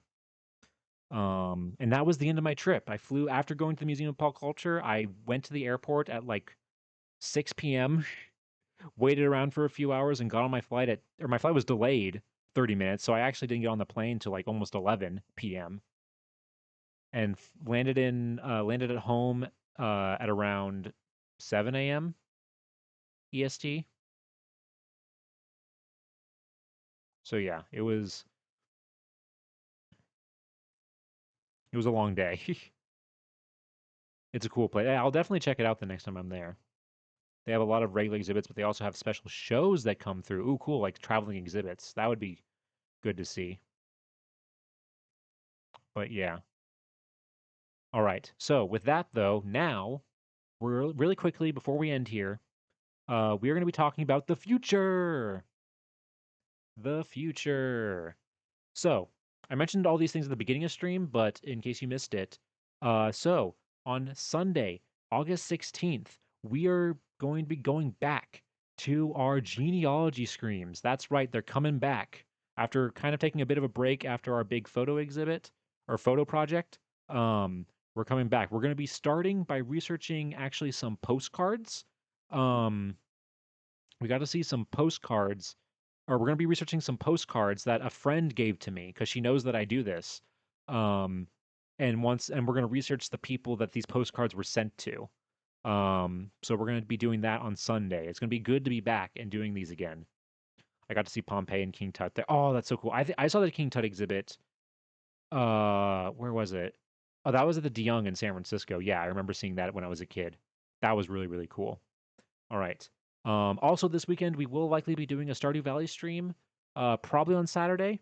But again, no guarantees. So we'll see if I have time. I think we will though. And then next weekend, I am going to be gone for a little bit, and it is a bit of a surprise trip where I will be revealing where I was that Sunday. So that would be the 23rd. Yeah. So not this Sunday, but next Sunday, the 23rd, I'll be talking about where I was that weekend because it's actually I'm very excited and it's really, really, really cool. And then the big thing on August 26th, which is a Wednesday, we are going to be celebrating my 2 year streaming anniversary. That's right. I've technically been doing this for 2 years now, which is crazy. Um, but it's one of those situations where like I streamed once in August, and then I didn't stream again for like 2 months. And then after that, I only streamed for maybe like once a month. Like it was very sporadic, very, very sporadic in the beginning for like the first like 6 months. Um, but yeah, so that's gonna be the 2 year stream anniversary. And I'm gonna be honest, because of my trip, I have nothing planned. I have no idea what we're gonna do. I'm still working on like figuring that out. But it'll be a little. It's not gonna be as big as like my affiliate uh um It'll be like it's not going to be like our affiliate anniversary, like where we did a 12-hour stream, or my birthday stream where I debuted this PNG. It's going to be uh it's going to be just very chill and casual. And it's not going to be like last year, because last year what I did was I ate a bunch of candies from the the 1700s onward, like historic candies from I got from a historic candy shop, where I concluded in me eating a cricket. Um, so yeah, it's not going to be anything like that. It's going to be very chill, very relaxed overall. I'm super late, but glad you're back. You for upcoming tweet. Hey, thank you so much, Chipmunk. Hello, welcome on in. Um, Glad to see you made it just a tiny bit at the end. Um, but yeah, yuck. Yeah. Hey, honestly, it was not the most disgusting thing I ate. Like, it was not the worst thing that I ate uh on that stream. I ate a pure uh like pure cacao like chocolate, and it was so bitter. Like the stuff that I'm pretty sure you're supposed to like put off like a piece of it and like melt it and like mix it with milk, because that's how they used to do it back in the day. I just ate like it was so bitter. It was like licking a Switch cartridge. It was so bad. That was by far the worst thing.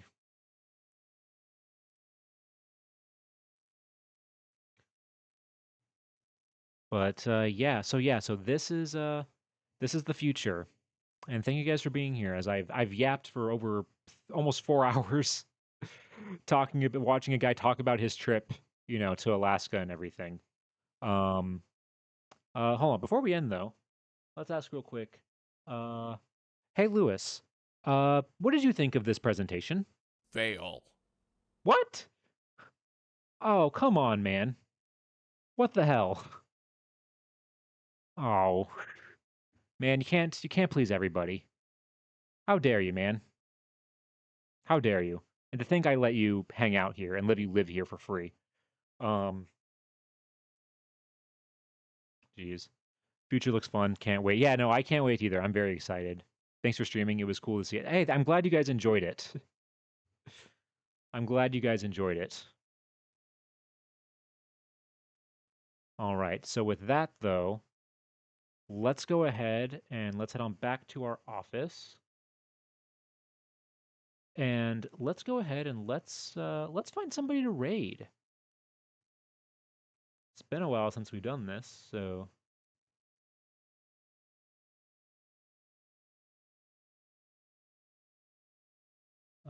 let's see.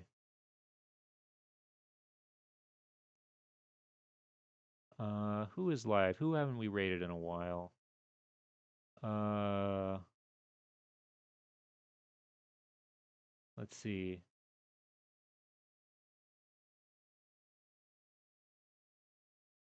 I disagree with Lewis. I appreciate your share. You shared your vacation with us. You were oh, thank you, Kat. And like even though Lewis said other things, I did miss you guys, even though he's not always right.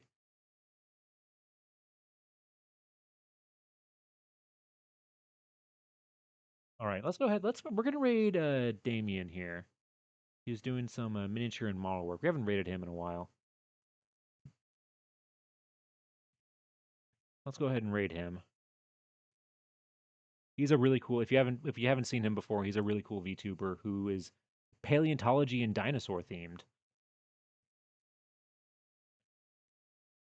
So let's go ahead. Oh yeah, I got to make the raid map. Wow, I'm so out of practice of all the things that I have to do. Shows what happens, when you don't do this for like 2 weeks. Get out of practice. It's not like riding a bike fully. That's for followers, and then this one will be for subscribers. All right. Oop, hold on.